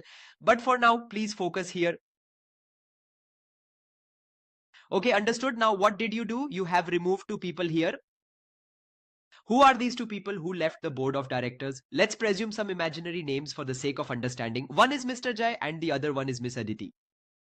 Since you have decided to remove both Mr. Jai and Miss Aditi from the board of directors, what will be your next step, guys? Think of it and let me know. Now you have 3 options in your hand. Pick one of them thoughtfully. You can exercise any of the following process. You can reappoint them. You can simply ask your shareholders to bring them back as the directors. It depends on your choice. Or you can make a new appointment. Let's leave Jai and Miss Aditi and bring in 2 new people. Or you can opt for resolving this expressly. That is, we should clearly decide that we will not appoint anyone. We will keep this position vacant. We don't need those 2 directors for now. Either you reappoint the same people or bring in new or get an express approval from the shareholders that we will not appoint these 2 people. We will not bring anyone. One of the options has to be adopted. Something out of these 3 has to be done. Someone asked, would small shareholders will come in total number of directors? It's as simple as anything. If I didn't exclude anyone, everyone would be counted. Otherwise not. It is a given thing. Don't stress much about it. Let's ask a question. Did we remove small shareholders directors? No, then they will come. Clear? Now listen to me, it's a bit of funny story. You said so, but this question is not relevant because it requires going into a hell of depth. But now I will explain it to you. Look here. Please focus just through this thing once. You should know about it. Though it's not important, but listen up. There is a line in provision for small shareholders and directors in 151. Index is so big. Look what is written in 151. See what is given here. Rotation. Not liable to retire by rotation. What does it mean? Let's get into it. Small shareholder director is not liable to retire by rotation. This itself explains the fact that the total number of directors will include the small shareholder directors too. And now small shareholder director will become a non-rotational director. This is so because you can't retire him by rotation. There is no point of keeping him as a rotational director. You will anyways not do so since he is not liable for retirement by rotation. Where is this? This is in 151. But then there is one more thing.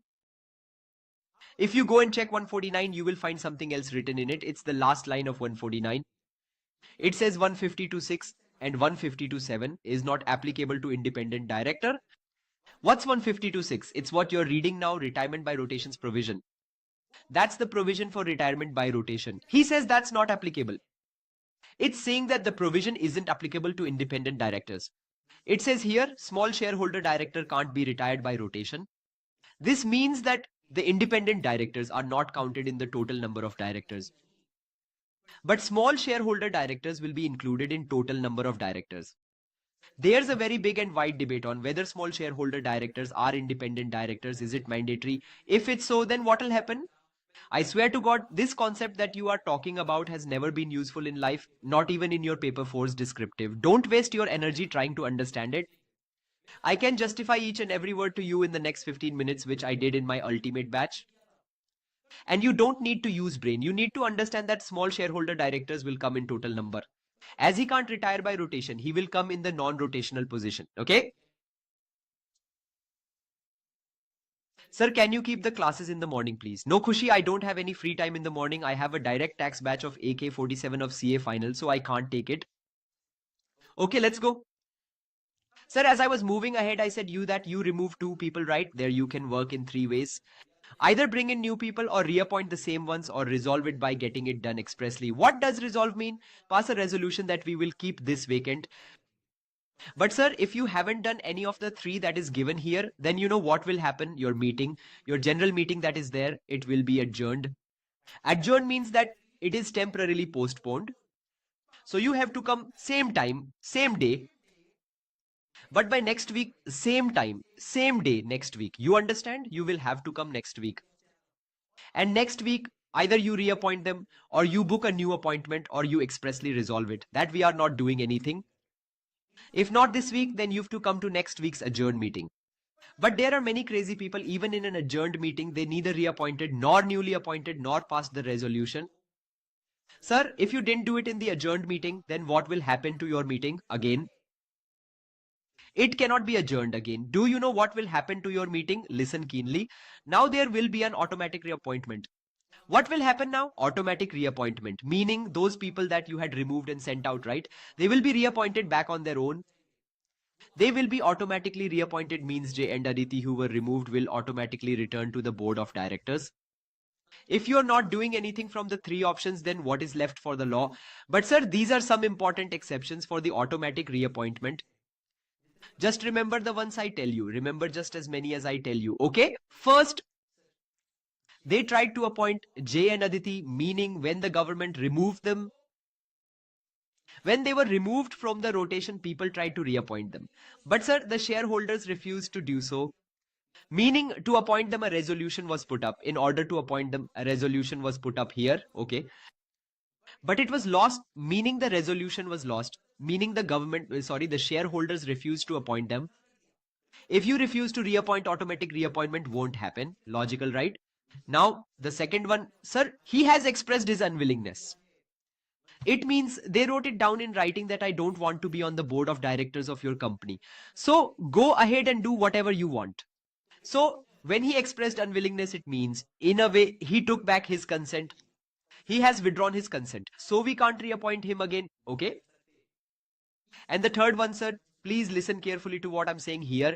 If he's disqualified in 164, then we can't reappoint him no matter what. If he's disqualified in 164, then we cannot reappoint him.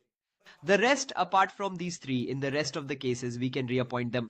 Besides these, there are two more things which you can write and leave. 164 and resolution. 164 and resolution, these are the two more points. You can leave them, they're not relevant for us. Sir, not relevant from the point of view of paper 6. The thing that children could not understand in paper 4 was that there was a logical gap in the law, which took a lot of time to understand and wasn't even relevant. So we are not going to put our brains in that. If you are here, then trust me. Believe me, I am here. I'll take care of everything for you. You can just trust me blindly. I will handle the rest, okay? Please listen to me carefully. Just erase things in your mind. Come with a blank paper. I'll write all the provisions in it. Your mind was a blank sheet of papers. I have written down my law in it. Now you can go and write the exam. All right, kids?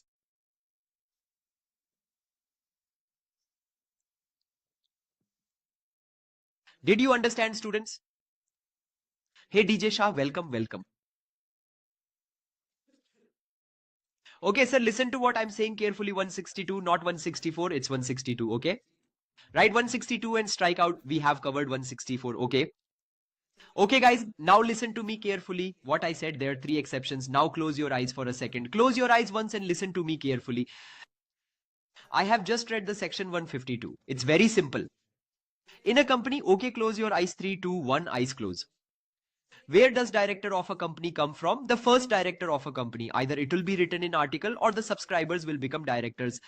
I'm telling you something new. The sole member of a one-person company becomes the director initially, okay? After that, how long will the tenure last? Until a new director comes. How will he come? Fresh director comes to general meeting after passing OR unless specified. Then I said, if you want to be a director, then three things are mandatory. You should have a DIN, you should not be disqualified, and you will have to give consent. You've given your consent to the company in DIR 2 and the company will forward it to DIR 12. It will be forwarded to DIR 12. After that, I said that, sir, you have given your consent and now you have become a director, and then you will be cut short every year.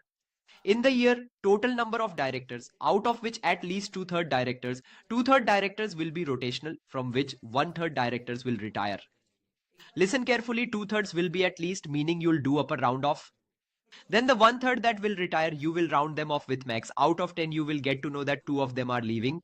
Who will be those 2 directors? The longest ones in the office, the ones on FIFO basis. If they were removed, if there are multiple people, then what will you do? Make a mutual agreement. Otherwise, we will remove you from the lottery system. In the case of the one removed, in the total number of directors, 3 will never be included. The independent, nominee and alternate directors. The one who's appointed in the general meeting can be removed from it, no one else. That's why non-rotational director, the ones who can never be removed, this includes additional directors. After that, I said, like, you have to understand one thing. If you are, becoming rotational and 2 people are leaving. So instead of them, either you'll reappoint same people or appoint new ones. Or else what will you do? You will expressly resolve it for that place to be left empty. If you don't do any of these 3 things, your meeting will be adjourned to the same time, same place next week. If it's adjourned, which means it's postponed to next week. Do one thing from these 3 in this case as well. If it's not done, then an automatic reappointment will be made, meaning whoever was removed will be reappointed, removed ones will be reappointed. In 3 cases, reappointment will not happen if the resolution to appoint him had been made, but he lost it. Secondly, if he shows unwillingness and says he is not interested, or thirdly, if he is disqualified in 164, you cannot give him an automatic reappointment.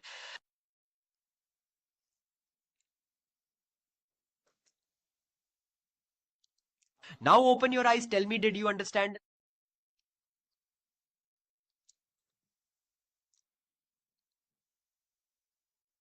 Did you understand?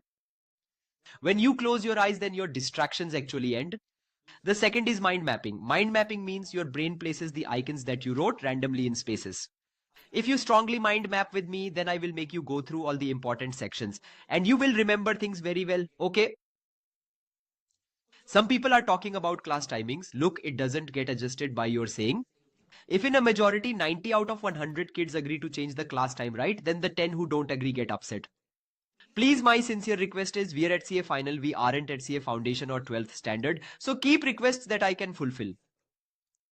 Okay, sir, let's move forward.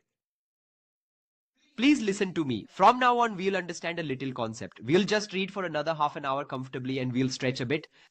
We'll study for another half an hour and wrap up. I'll teach basic concepts, not anything tough. Sir, tell me, is there any provision for DIN? Tell me something about DIN. How do I get a DIN, sir? I mean, if I want to become a director in the future, how do I get a DIN? It's simple. You just reach out to the central government, and at the central government, file a form called DIR3. If you file a form called DIR3 with the central government, then the central government will generate an application number for you once you file the form with them. Sir, then we will review your form, and after that we will decide whether your DIN application will be accepted or your DIN application that is there, will it be rejected. If your application has been accepted, it means they've approved it and you should get your DIN number. You should have gotten the DIN number. What are you saying? Okay, sir, how long will it take for this to be decided? It will take 1 month for the central government. After deciding, if they accepted that, yes, man, you should get the DIN number. So through postal service, what will they do? They will send your DIN number through postal service. You'll get your DIN. And if let's say they decided that they will not give you your DIN, they will reject it, then they will check. Was there any defect in your application? Defect means at times when you apply and submit, then you miss some documents from sending or defect remains. So sir, if there is a defect, then that defect will be intimated to you immediately. Before rejection, you will get an intimation to correct any mistakes you might have made. After receiving intimation, you'll have 15 days to rectify that. Let's say you were supposed to submit a form with a copy of your PAN card and you didn't do. So you will have 15 days time. What to do in these 15 days? You will have time to rectify your defect. Sir, now in 15 days, 3 things can happen. Either you rectified the defect or you said, yes, sir, very good. The defect has been rectified. Then go ahead and reapply. Your application will be accepted and you will get the DIN. If the rest is fine, but if and when you rectified what you did, you didn't really remove the defect from it, right? It was not removed. What does that mean, sir? You ignored it completely. You just looked away. Sir, your application you sent, it will be declared invalid. Invalid means we will update the status of the application as invalid there and leave it. We will neither accept nor reject it. We'll just leave it with the status invalid there. But that same application, if you have rectified it, but you did only partial rectification, meaning we gave you 15 days and asked for a copy of your PAN card and Aadhaar card, both of which you've missed. Even after intimation, in 15 days, you just gave PAN card and not Aadhaar. So it means partial rectification was done. So the central government will say, was that unclear? Didn't you understand what is rectification? Your application is rejected. Please go. Your application will be rejected if you have not done the rectification properly. If you didn't do what? If you didn't rectify it properly. Got it? It's very simple. You will take the DIR3. The application will be processed within a month. If it gets accepted, it will happen. Otherwise, you will receive a notice of defect. If a notice of defect arrives, you have 15 days to rectify it, or else the application will be rejected. What will happen to the application? It will be rejected. Are you able to listen to me? Are you able to hear? Yes, sir. Now tell me, the application will be rejected. This is right. Very good. But tell me this. Sir, suppose let's say I get the DIN number. Okay. The DIN number that I got. What are you guys talking about? Okay, so suppose I get my DIN number. So will I be able to cancel the DIN number once it's allotted? Can it be deactivated? Once received, will it remain forever, or can that be cancelled in any case? It can be cancelled in many cases. Sir, your DIN number, let's say it's a duplicate, meaning by mistake, 2 people were assigned the same DIN number. It was a mistake. It's probably a system error. So one DIN number has to be cancelled. Second, if it is found that you've received the DIN fraudulently, you have provided false documents. Let's say you are a citizen of Pakistan and you've shown yourself to be a citizen of China. You received it with a false intention, then in that case it will get deactivated. Sir, if the director passed away or the director becomes of unsound mind, then in both the cases it will be deactivated. First, what if your DIN turns duplicate? You commit fraud. Or the director passed away, or the director is of unsound mind, or the director became insolvent or became bankrupt. What are you going to do with the DIN number? What will you do with it? Surrender it. It will be definitely cancelled. Or let's say you yourself have surrendered the DIN number from your end. You surrendered your DIN number by yourself. Sir, there is a form for surrendering the DIN number, which is DIR5. Like in DIR3, you ask for a DIN number, but in DIR5, you surrender it. So if you have surrendered DIN number in DIR5, so when you surrender your DIN number, like take this I don't want. Central government will check for a thing. Have you used this DIN number ever? If you have used it, then the process will be very dangerous. If you want, you can surrender your DIN, and if you do so, the central government will check it and cancel your DIN. So what's happening here? It could either be your mistake or it may not be, but you are voluntarily surrendering it here. Okay, what happened here? This is the way to cancel your DIN. The place where you cancel your DIN number. Sir, now you understand that when you had applied for a DIN, did you file for DIR 3? And in DIR 3, for example, let's say some changes were made. For example, let's say there is a director who has filed his name, address and phone number, email ID, gender and marital status. Let's say his name, phone number, etc. is given and the data changed. For example, his gender changed. He was a male and he is not a male anymore. So sir, you'll have to inform the central government about the changes of DIR 3 in DIR 6. You'll tell the changes in DIR 6 that I am not a male anymore. You will tell that in 6. So what is DIR 6, kids? This DIR 6, guys, it's about your changes in DIR 6. You will intimate the necessary changes. The things that I've spoken about, the main points, I've extracted the crux and told you. Leave anything besides that and you'll have fun. While teaching this, I was thinking I'll make a small separate book for all this content for others. Whatever I'm teaching is enough for you all. Maybe I should make such a book for next batch which would be enough and they won't have to think much. Okay. Did you understand what I said? Will you develop writing speed a little? See kids, I'll tell you honestly. I was thinking quite a lot that in 30 to 35 hours, the only way to succeed is if you don't waste time in writing. Shubham, you'll have to teach properly and clarify. Now I'm telling you 100%, I'll teach you and explain it to you. You won't retain things because you're not listening with attention. And if you listen while you are writing, it will seem to you that the lecture is fast. I'll tell you why. You don't trust it? The next 5 minutes stop writing and listen to what I say. You'll say, sir, just say quickly. Until you're writing, the lecture speed seems fast because you haven't completed writing in that time. I will tell you something very clearly. If you want to clear the CA final exam, then you have to bring 3 powers within you. Speed writing, speed reading, and speed interpretation. Interpretation means analytical skills. You know what's the biggest problem with MCQs? The length of the MCQs is 6 lines each. They're asking a very small question at the end, but the length is 6 lines each. Sir, if you can just make 6 lines. Someone has written, you will make us memorize DIR 6 times, sir. I recounted it. The one who understood, they understood, okay? So what did I say? I told you that your reading speed, writing speed, and analytical skills will improve. CA final exams are not for those people who are weak-hearted or weak-minded. Let me tell you, the last paper, which was the direct tax paper, had such big questions, which were 6 lines long, that the paper was easy. You are taking 10 minutes to read the question, interpret it, analyze it, and find the answer for 1 MCQ. How will you do the 30 marks MCQ? So sir, what I'm saying to you is that for the next 5 days, you will just work to improve yourself. What I'm trying to tell you is, I'm telling this for those who have not studied with me earlier. I operate like an Ayurvedic medicine. For the first 4 days, you'll find lots of flaws in me. By the 5th day, you'll be a fan of my methods. I wish this method could be applied to every subject. Writing, mind mapping, this is called as scribble. Scribble is something which is basically we are understanding everything by writing. If I tell you to sit down and start explaining things, like look, it's written like this, you'll fall asleep. If you write, you won't sleep. If you won't sleep, your mind will stay active. If you have reached the stage where if you feel sleepy while writing, then you are very lazy for sure. Keep your focus on me, then you won't feel sleepy, okay? Listen to me. Just listen to me. So I operate like an Ayurvedic medicine. You just keep following the process for the next 4 to 5 days.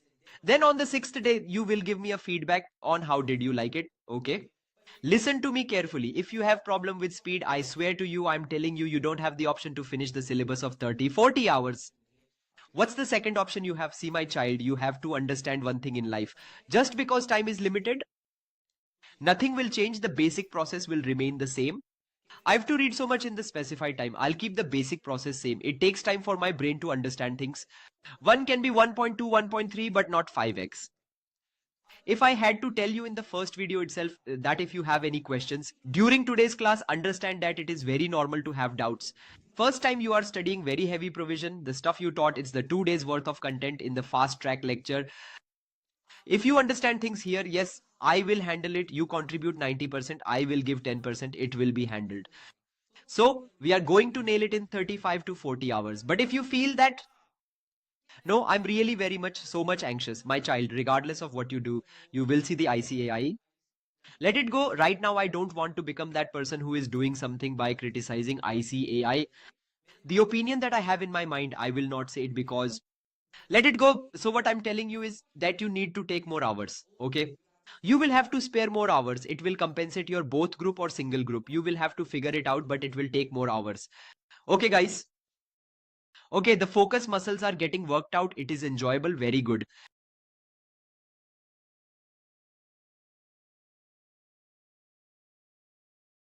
Sir, I have experience with your DT batch and what you said is correct, sir. What I mentioned was Ayurvedic trusted blindly for 5 days. Okay. Long live the 36 communities. I don't understand what you are saying. Let's go ahead. Go ahead means move forward with me. Got it? I'll revise the DINs and the director's point once. Let's go, sir. 3, 2, that's a small point. It's okay if you keep your eyes open. Okay, listen. A director has to give DIR 3 to the central government to get the DIN. They give the application number in return. Application approve or reject in a month. Before getting rejected, you get an intimation where your defects are said so that you can improve. If the application gets approved, you will get the DIN number. If a defect is found, you will get 15 days to rectify it. If it is rectified, then it is very good. You will get the DIN number. If you didn't respond at all, then your application will become invalid. If you do partial rectification, then your application will be rejected. Suppose you applied for the DIN number again, then you'll have to understand that it can be cancelled or deactivated. Yes, if the DIN number is duplicated by the person or if there's a fraud, if the person dies or becomes of unsound mind or insolvent, or he surrendered DIN from his end in the form DIR 5, and check if the DIN was used too much or not, whether it was used or not. After that, what will you do? Firstly, you will cancel that DIN and it's surrendered in DIR 5. And if there's any other change, suppose he was a male but is no longer a male, then file DIR 6. Okay, let's go. So this was the provision of the DIN. Let's move ahead. Listen to me attentively. We'll look into an important provision, which will be the last provision for today. After that, we'll wind up, but it's a very important provision. Where have you reached till now? Do you know till now it is 149 to 159, where we have a major provision of 149.6 left. After that, I will tell you 161, 162. You don't have to remember the section numbers at all. Right now, you know what I tell you in normal classes. When you see my 75-hour lectures, I'll tell you to memorize the section numbers, but it is not necessary to memorize them here in SPOM. Sir, I am keeping these sections pending for tomorrow. Now, I'm moving directly to 164, which is very, very important. It is about disqualification. A director. When does a director get disqualified? Drink water, take a deep breath. I'm not going to stop for the next 10-15 minutes. You'll enjoy it a lot. Okay, let's go.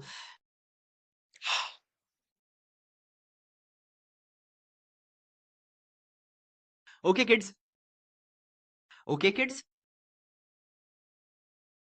Yes, okay. Sir, you're very cute. Thank you. Concentrate.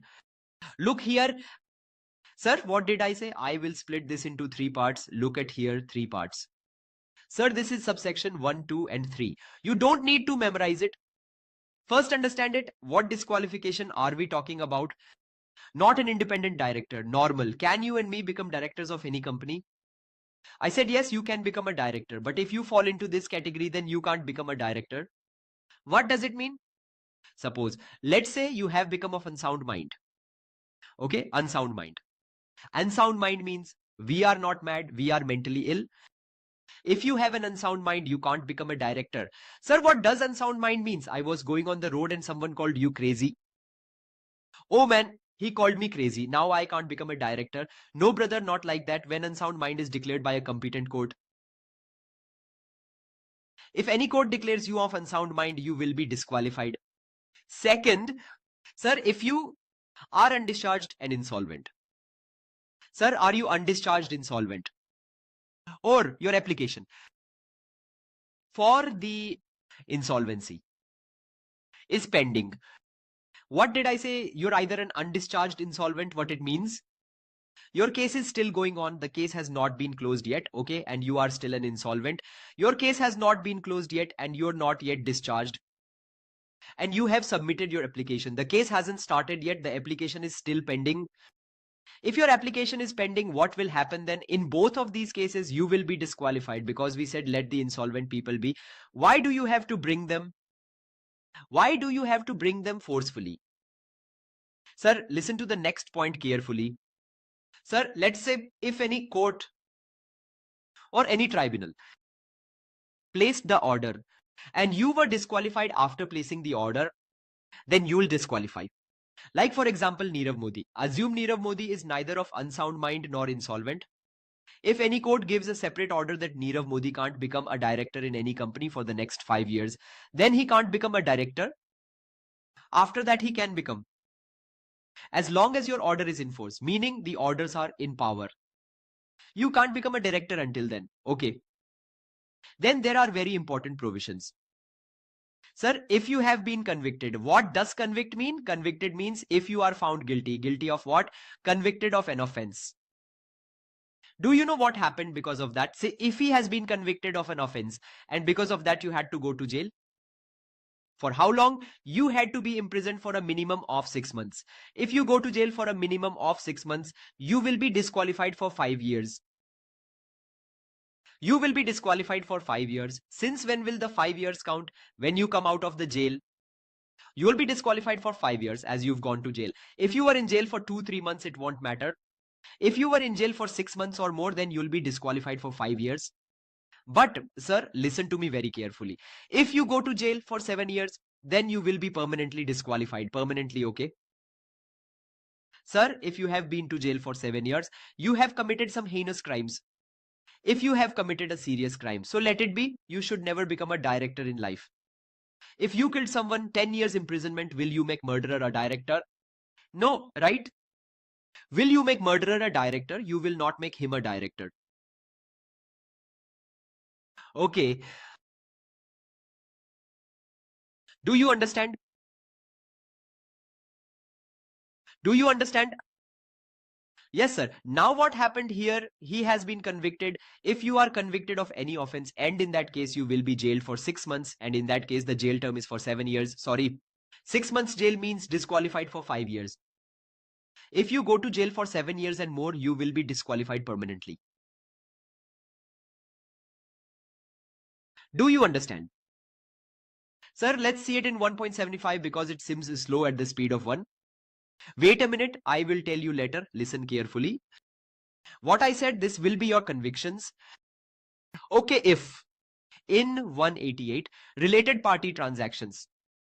What did I say, sir? If you have done any offense related party transactions in 188 in the last 5 years. If you have been found involved in fraud related to related party transactions in the last 5 years, then you are disqualified. If you done it 8 years ago, so no problem. But if you have done any related party transactions in the last 5 years, then you will be disqualified. Sir, if you do not have done, then you are disqualified. If you don't have done, then you are disqualified. And if you breach the limit of maximum number of director, then also. Do you understand? Then also you will be disqualified. Okay. What is the limit on maximum number of directors? In tomorrow's class, we will learn that its limit is 20. If you've breached the limit of 20, you've broken the limit of 20, then what you can't become? So what can't you do now? Sir, please tell me what is the SCMP? Look, as much as I know about SCMP, there is a lot of change in the courses of SCMP. Maybe, I'm not sure what I have heard, that is what I'm telling you. What I heard from students. So you guys, don't think of it as a promotion right now. The students from YouTube are something different. But I can tell my class students that you can watch the classes of Set B if you have time. If you have time to attempt, then you can definitely watch it. According to me, only the Sankalp Kansatia sir has released videos. They have good experience in costing. When I was studying CA in 2018, then I saw some of Sankalp Kansatia revision videos. So in that 2018, you can check out their Set B classes. If you like, then you can watch his Set B classes, okay? And second, sir, what about AK-47? Yes, yes. AK-47 is the batch of direct tax. Okay, let's promote it. Anyhow, I have to tell you that AK-47 is that batch where you can complete direct tax in just 47 lectures. It's a fast track batch. If you have read DT earlier or not, but you have the ability to understand at once, then we will end the direct tax in just 47 bullets. Okay. So let's go. What can we do in the November attempt? Please tell me. There is less time left. So what can we do? We will have to study. So what can we do? Yes, tell me.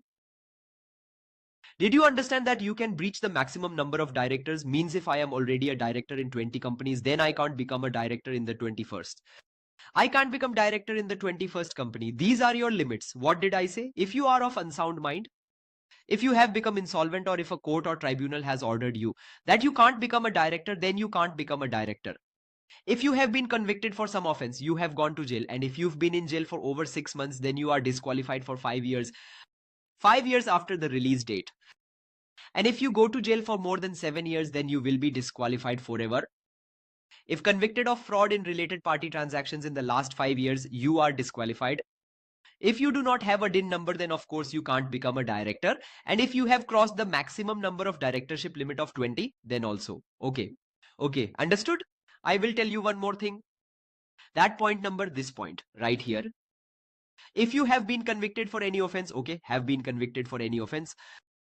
Suppose the court gives some order, if you are convicted or the court gives some order, or if you have been convicted of the offense of related party transaction. In these 3 cases, sir, if you had the option to go and file an appeal, what option did you have? To go and file an appeal, okay. In which case, if there is an order of the court and tribunal, or if you convicted of any offense, or if you were convicted for a related party transaction, then you can file an appeal, but that will not stop the disqualification. Even if you file an appeal, you will still be disqualified. What will you still be disqualified? Means you will have to leave. You cannot become a director. You will be disqualified. Okay. There is one more point which I missed. I will tell you, listen. Sir, if you have kept calls money unpaid, then what does calls money means? Do you know there are calls that for shares of 10 rupees, you have paid 2 rupees in advance, and for 3 rupees, they will call you later. If you were holding shares of a company, they asked you for money, and this calling means call for money, which is your responsibility to pay, which you did not pay. If the money is not paid, for how long? 6 months. You kept defaulting and you did not make the payment for 6 months. The law say, listen, when you are not able to pay your share responsibly, then how will you take responsibility for our company? We don't find you responsible. Okay. So if you are defaulted in the payment of the calls, if defaults exist for 6 months, then you are disqualified. If you remain in default for 6 months or more, you will be disqualified. Did you understand? Sir, did you understand what I said? Did you understand? Tell me yes or no. Yes, sir. What is the provision? These are your provisions for call money. These are all provisions where you get disqualified. After that, listen to me carefully. What does point number 2 say? Please carefully listen to me. Listen what number 2 says. Sir, tell me one thing. Look here. Yes, look here. Now listen. Sir, a company has to file 2 important documents, right? Company has to. There is no need to write this. Financial statement is a very important document which you must have read in section 92 in CA intermediate. No, in the 137. You might not even remember it. Or the second one, you file annual return in section 92. So just remember that both these are very important sections for a company. You understand it like there is a small child. If the small child is scoring well in the exam, child of 5th, 6th standard, if he is scoring well in exams and on her mother's request, he goes on stage and dances and performs music, then is he the best child or not? Will mom give him whatever he asks? Yes. In such Companies Act, if you are filing the financial statement or filing the annual return regularly, then you will be given exemptions. Yes, you will get exemptions, as many exemption you want. If I tell you there is a company called Nirav Modi Limited, Nirav Modi Limited had to do one thing. They had to file financial statement and annual return. But I heard this. In last 3 years, neither the financial statement nor the annual return has been filed. If the condition is so bad, then who is responsible for this? The directors of this company are responsible for this. If the company does such scandal, then the directors of the company will get a tough time. I said scandal. Scandal. Okay. Scandal. Sir, if you do such scam, then what will happen? If you do this scam, then in whose favor will it go? If you do this scam, then your company directors will be in trouble. So, sir, do you know what this second case is? The second case is where the company commits a fraud. What crime did company commit? What did the company do? Not filing financial statements or annual return. Company did not file its financial statements or annual returns for 3 consecutive financial years. For 3 consecutive financial years. Or what did the company do? The company defaulted. Default in what?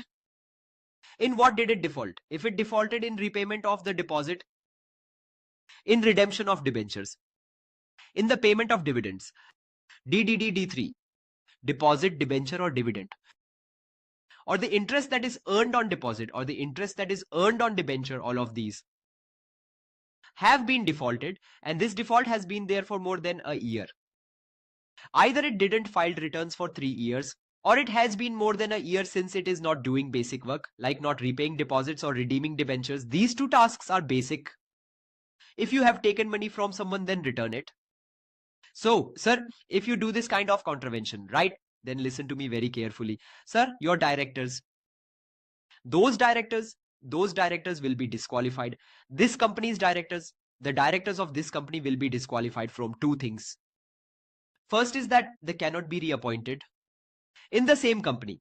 They cannot be reappointed in the company where they are employed, and they cannot be appointed in any new company also for the next 5 years. For the next 5 years, there are a lot of time limits in this, sir. I'm getting it in writing because you might forget if you just read it. Megha is asking and also following up on it. Megha is asking, sir, I want your regular lecture on YouTube. Will I get it? I will actually tell you, let it go. There are regular lectures of other faculties on YouTube too. Okay, Megha. Okay, you have free lectures from other faculties on YouTube. You will find many videos 120, 130 hours long, so you can watch them easily. I will not sit down and upload every lecture on YouTube for free. There are no free lecture. That is why we teach in such a wonderful way, completely SPOM oriented. So that you can study well, you take so much burden upon yourself. Now you will watch someone's free lecture. You will concentrate on them. You will concentrate on the books. So just leave all this and study quietly.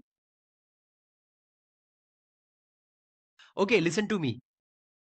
Ajay, what do you want the day you study? I will take a new revision video for you. You tell me that. Sir, I am going to study the day after tomorrow. Will you come to my house in the morning and teach me? I have already uploaded some revision videos. So let's go. Okay. Listen to me. What did I say? I said that your second provision subsection 2 is very important. You are not being removed because of your own mistake, but for the company's mistake. And you're responsible for company's mistake. Ram, Shyam, Lakhan. Ram, Shyam and Lakhan. 3 was the director of which company? RSL company. Now, if that company has not filed either its annual return or financial statement for 3 consecutive years, okay, or if that company defaults on deposit, debenture and dividend, and that default continues for 1 year, all your directors cannot be reappointed in that company, and they cannot be appointed in a new company. They will be disqualified for 5 years. Take company called Nirav Modi Limited as example. If in a company its existing directors are not working properly, so what will happen in that case? A new director will come, right? Let's say his name is Mr. Singham. You called and requested Mr. Singham to come and help you. Please help us because we are unable to file financial statements or make deposit repayments. Now Mr. Singham has arrived. All right. After that, when he entered the director's room, all the directors are asking to disqualify him. Singham asked for the reason. Directors say that you have entered in a company that hasn't filed its financial statements for 3 years. You become director of this company, hence you are also disqualified. Okay. The law said to be quiet. No new director will ever come like this. When Yes Bank had a big scam, then new directors were brought into the board of directors, right? Then why would they come if everyone will be disqualified? Tell me. So that's why we said that if in such a case when a new director is appointed, yes, a new director comes, right? So there will be no disqualification for 6 months.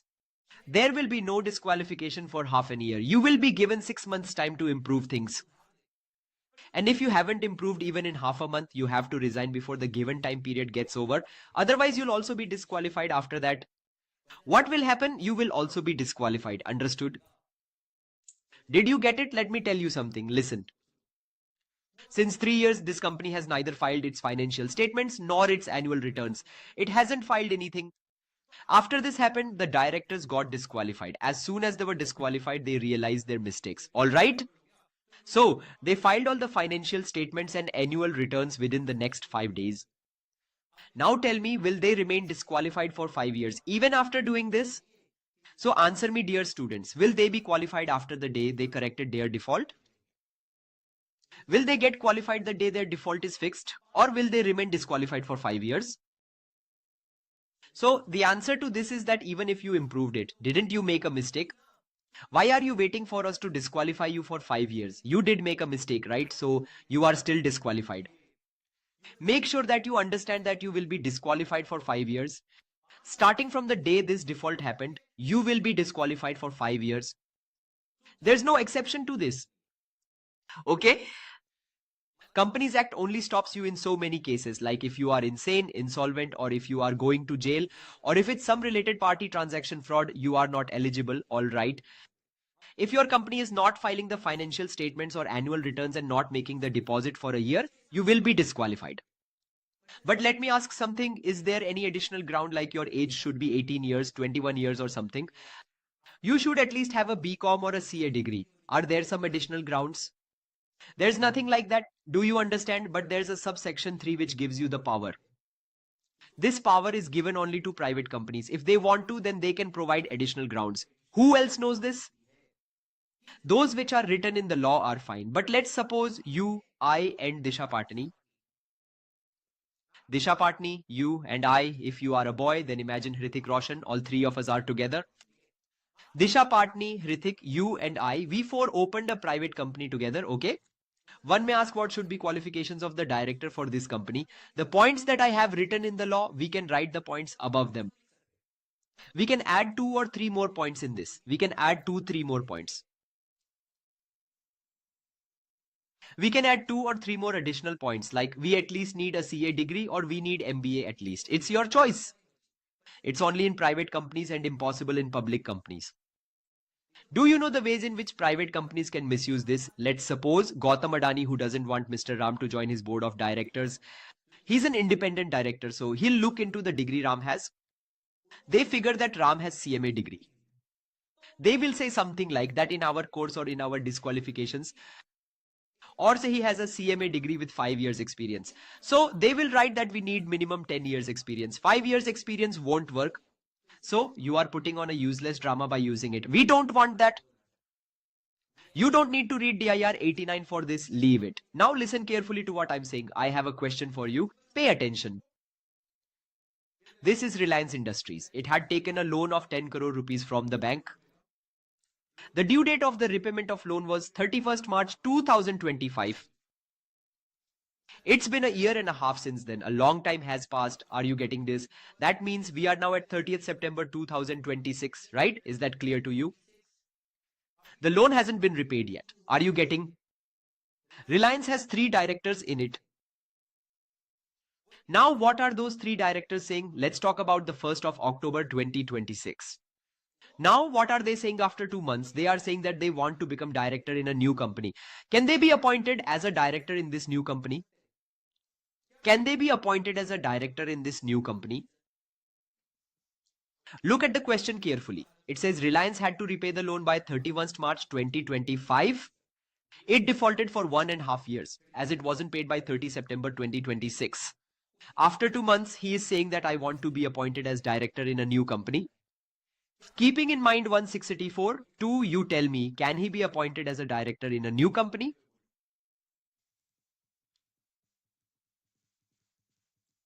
Those who are saying yes, Onkar and Palle Reddy, think about it for a second and then answer.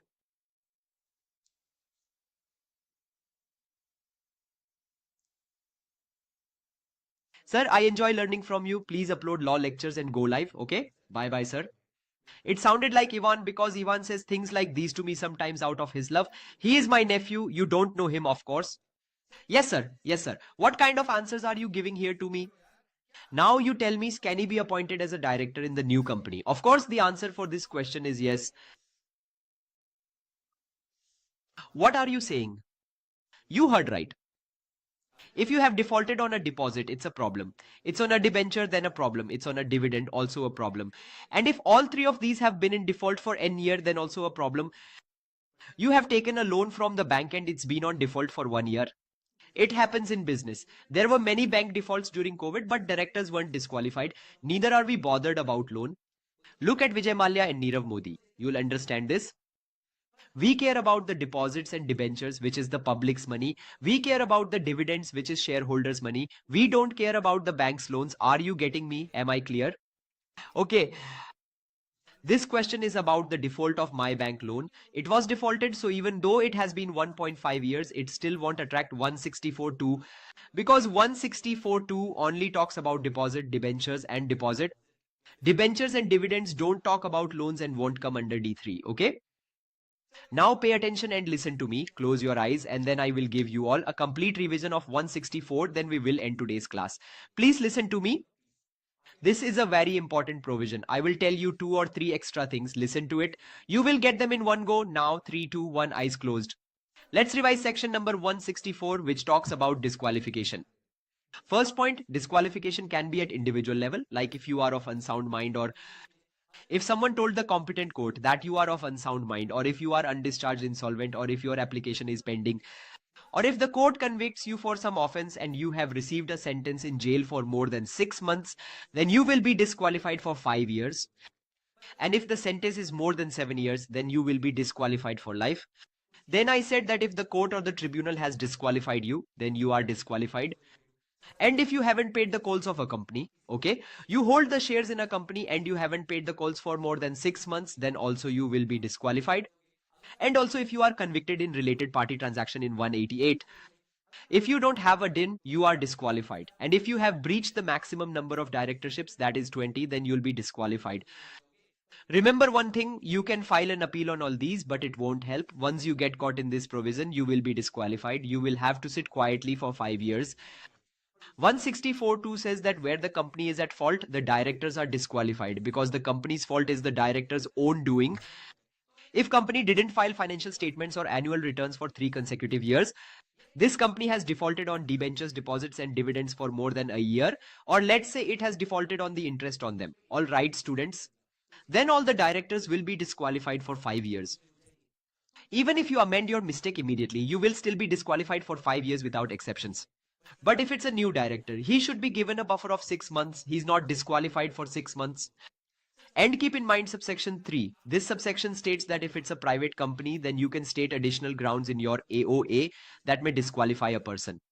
I will tell you a small thing, remember it. This provision is not related to repayment. A term loan, debenture deposit and your dividend is covered in this, but term loan is not covered here.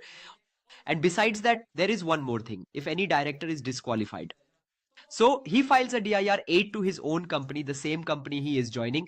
In this DIR, he mentions whether he is disqualified or not. And after DIR 8, the company files DIR 9 to ROC. This is not very important, but this is your 164's revision, so let me tell you. Someone asks, sir, if the appeal is decided in our favor, meaning if you appeal and it's decided in your favor, what then? I said if the appeal's result is in your favor, then you're saved. It doesn't make difference whether it comes in favor or not. This will become clear when you read the vacancy of 167. In that, we will discuss exactly on this point, okay? Now you can open your eyes. All of us are like, oh my God. Today we read this and it took 3 hours. Tell me in the chats, let's see who took good notes. Tell me in the chats, be quick. Quickly tell me in the chats whose notes are ready right now. And look at the timing, iPad has turned off. Good.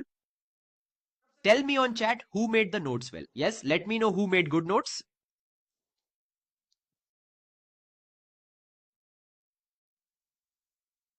Link to the lectures has been sent to everyone who has purchased from my website, which is shubhamsinghal.com, or through the app.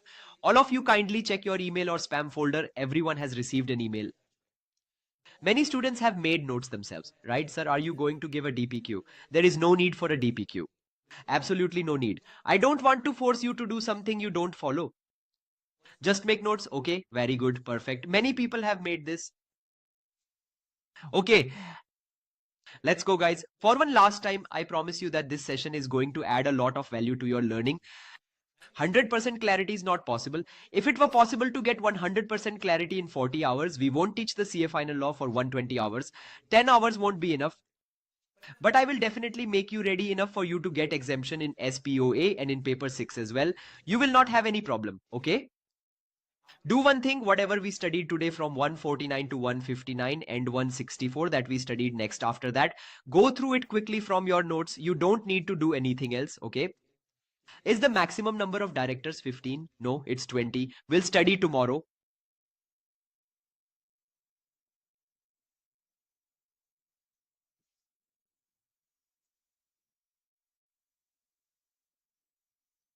Don't scare me.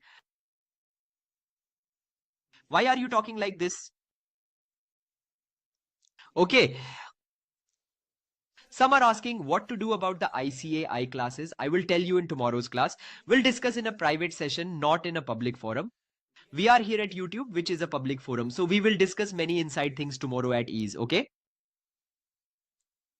Okay, so guys, you are on YouTube, and if you like the lectures and you haven't taken my classes yet, you will get the link below in the description.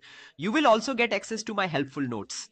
And I will justify the lectures to you all in great detail, alright? So make sure to tell your friends to join us. And from tomorrow, we'll meet at 7 p.m. every day. We will have a lot of fun. I will tell you about the last day of session and other things tomorrow. You can schedule your exam anytime after the second week of next month. Is that clear? Most likely. I will tell you everything exactly in class tomorrow, okay? The books may be available from today. I'm not sure, but I will check, okay? You guys also check from your side. I will upload the revision audio in Drive. You can go and check it there. Okay, thank you so much. That is it for today. I will see you all tomorrow, and I hope you enjoyed today's session. Don't forget to like the video. Be sure to tell us how you liked the video in comments, not in live chat, because we teach for 3.5 hours with so much energy for all of you. So your appreciation is my motivation. You tell to us when you like it. When we understand that the viewers are liking our content, we will get more energetic and motivated. It's a two-way street. You take my energy and give me some energy, and that way we will make the lectures more interesting, more fun, and more content oriented. Okay? Okay, that's it for today. Keep studying, keep going, don't stop. Give your 100% and make sure that you will clear your exam. I, Shubham Singhal, your CA buddy, is signing off for the day. Bye bye. Take care. See you.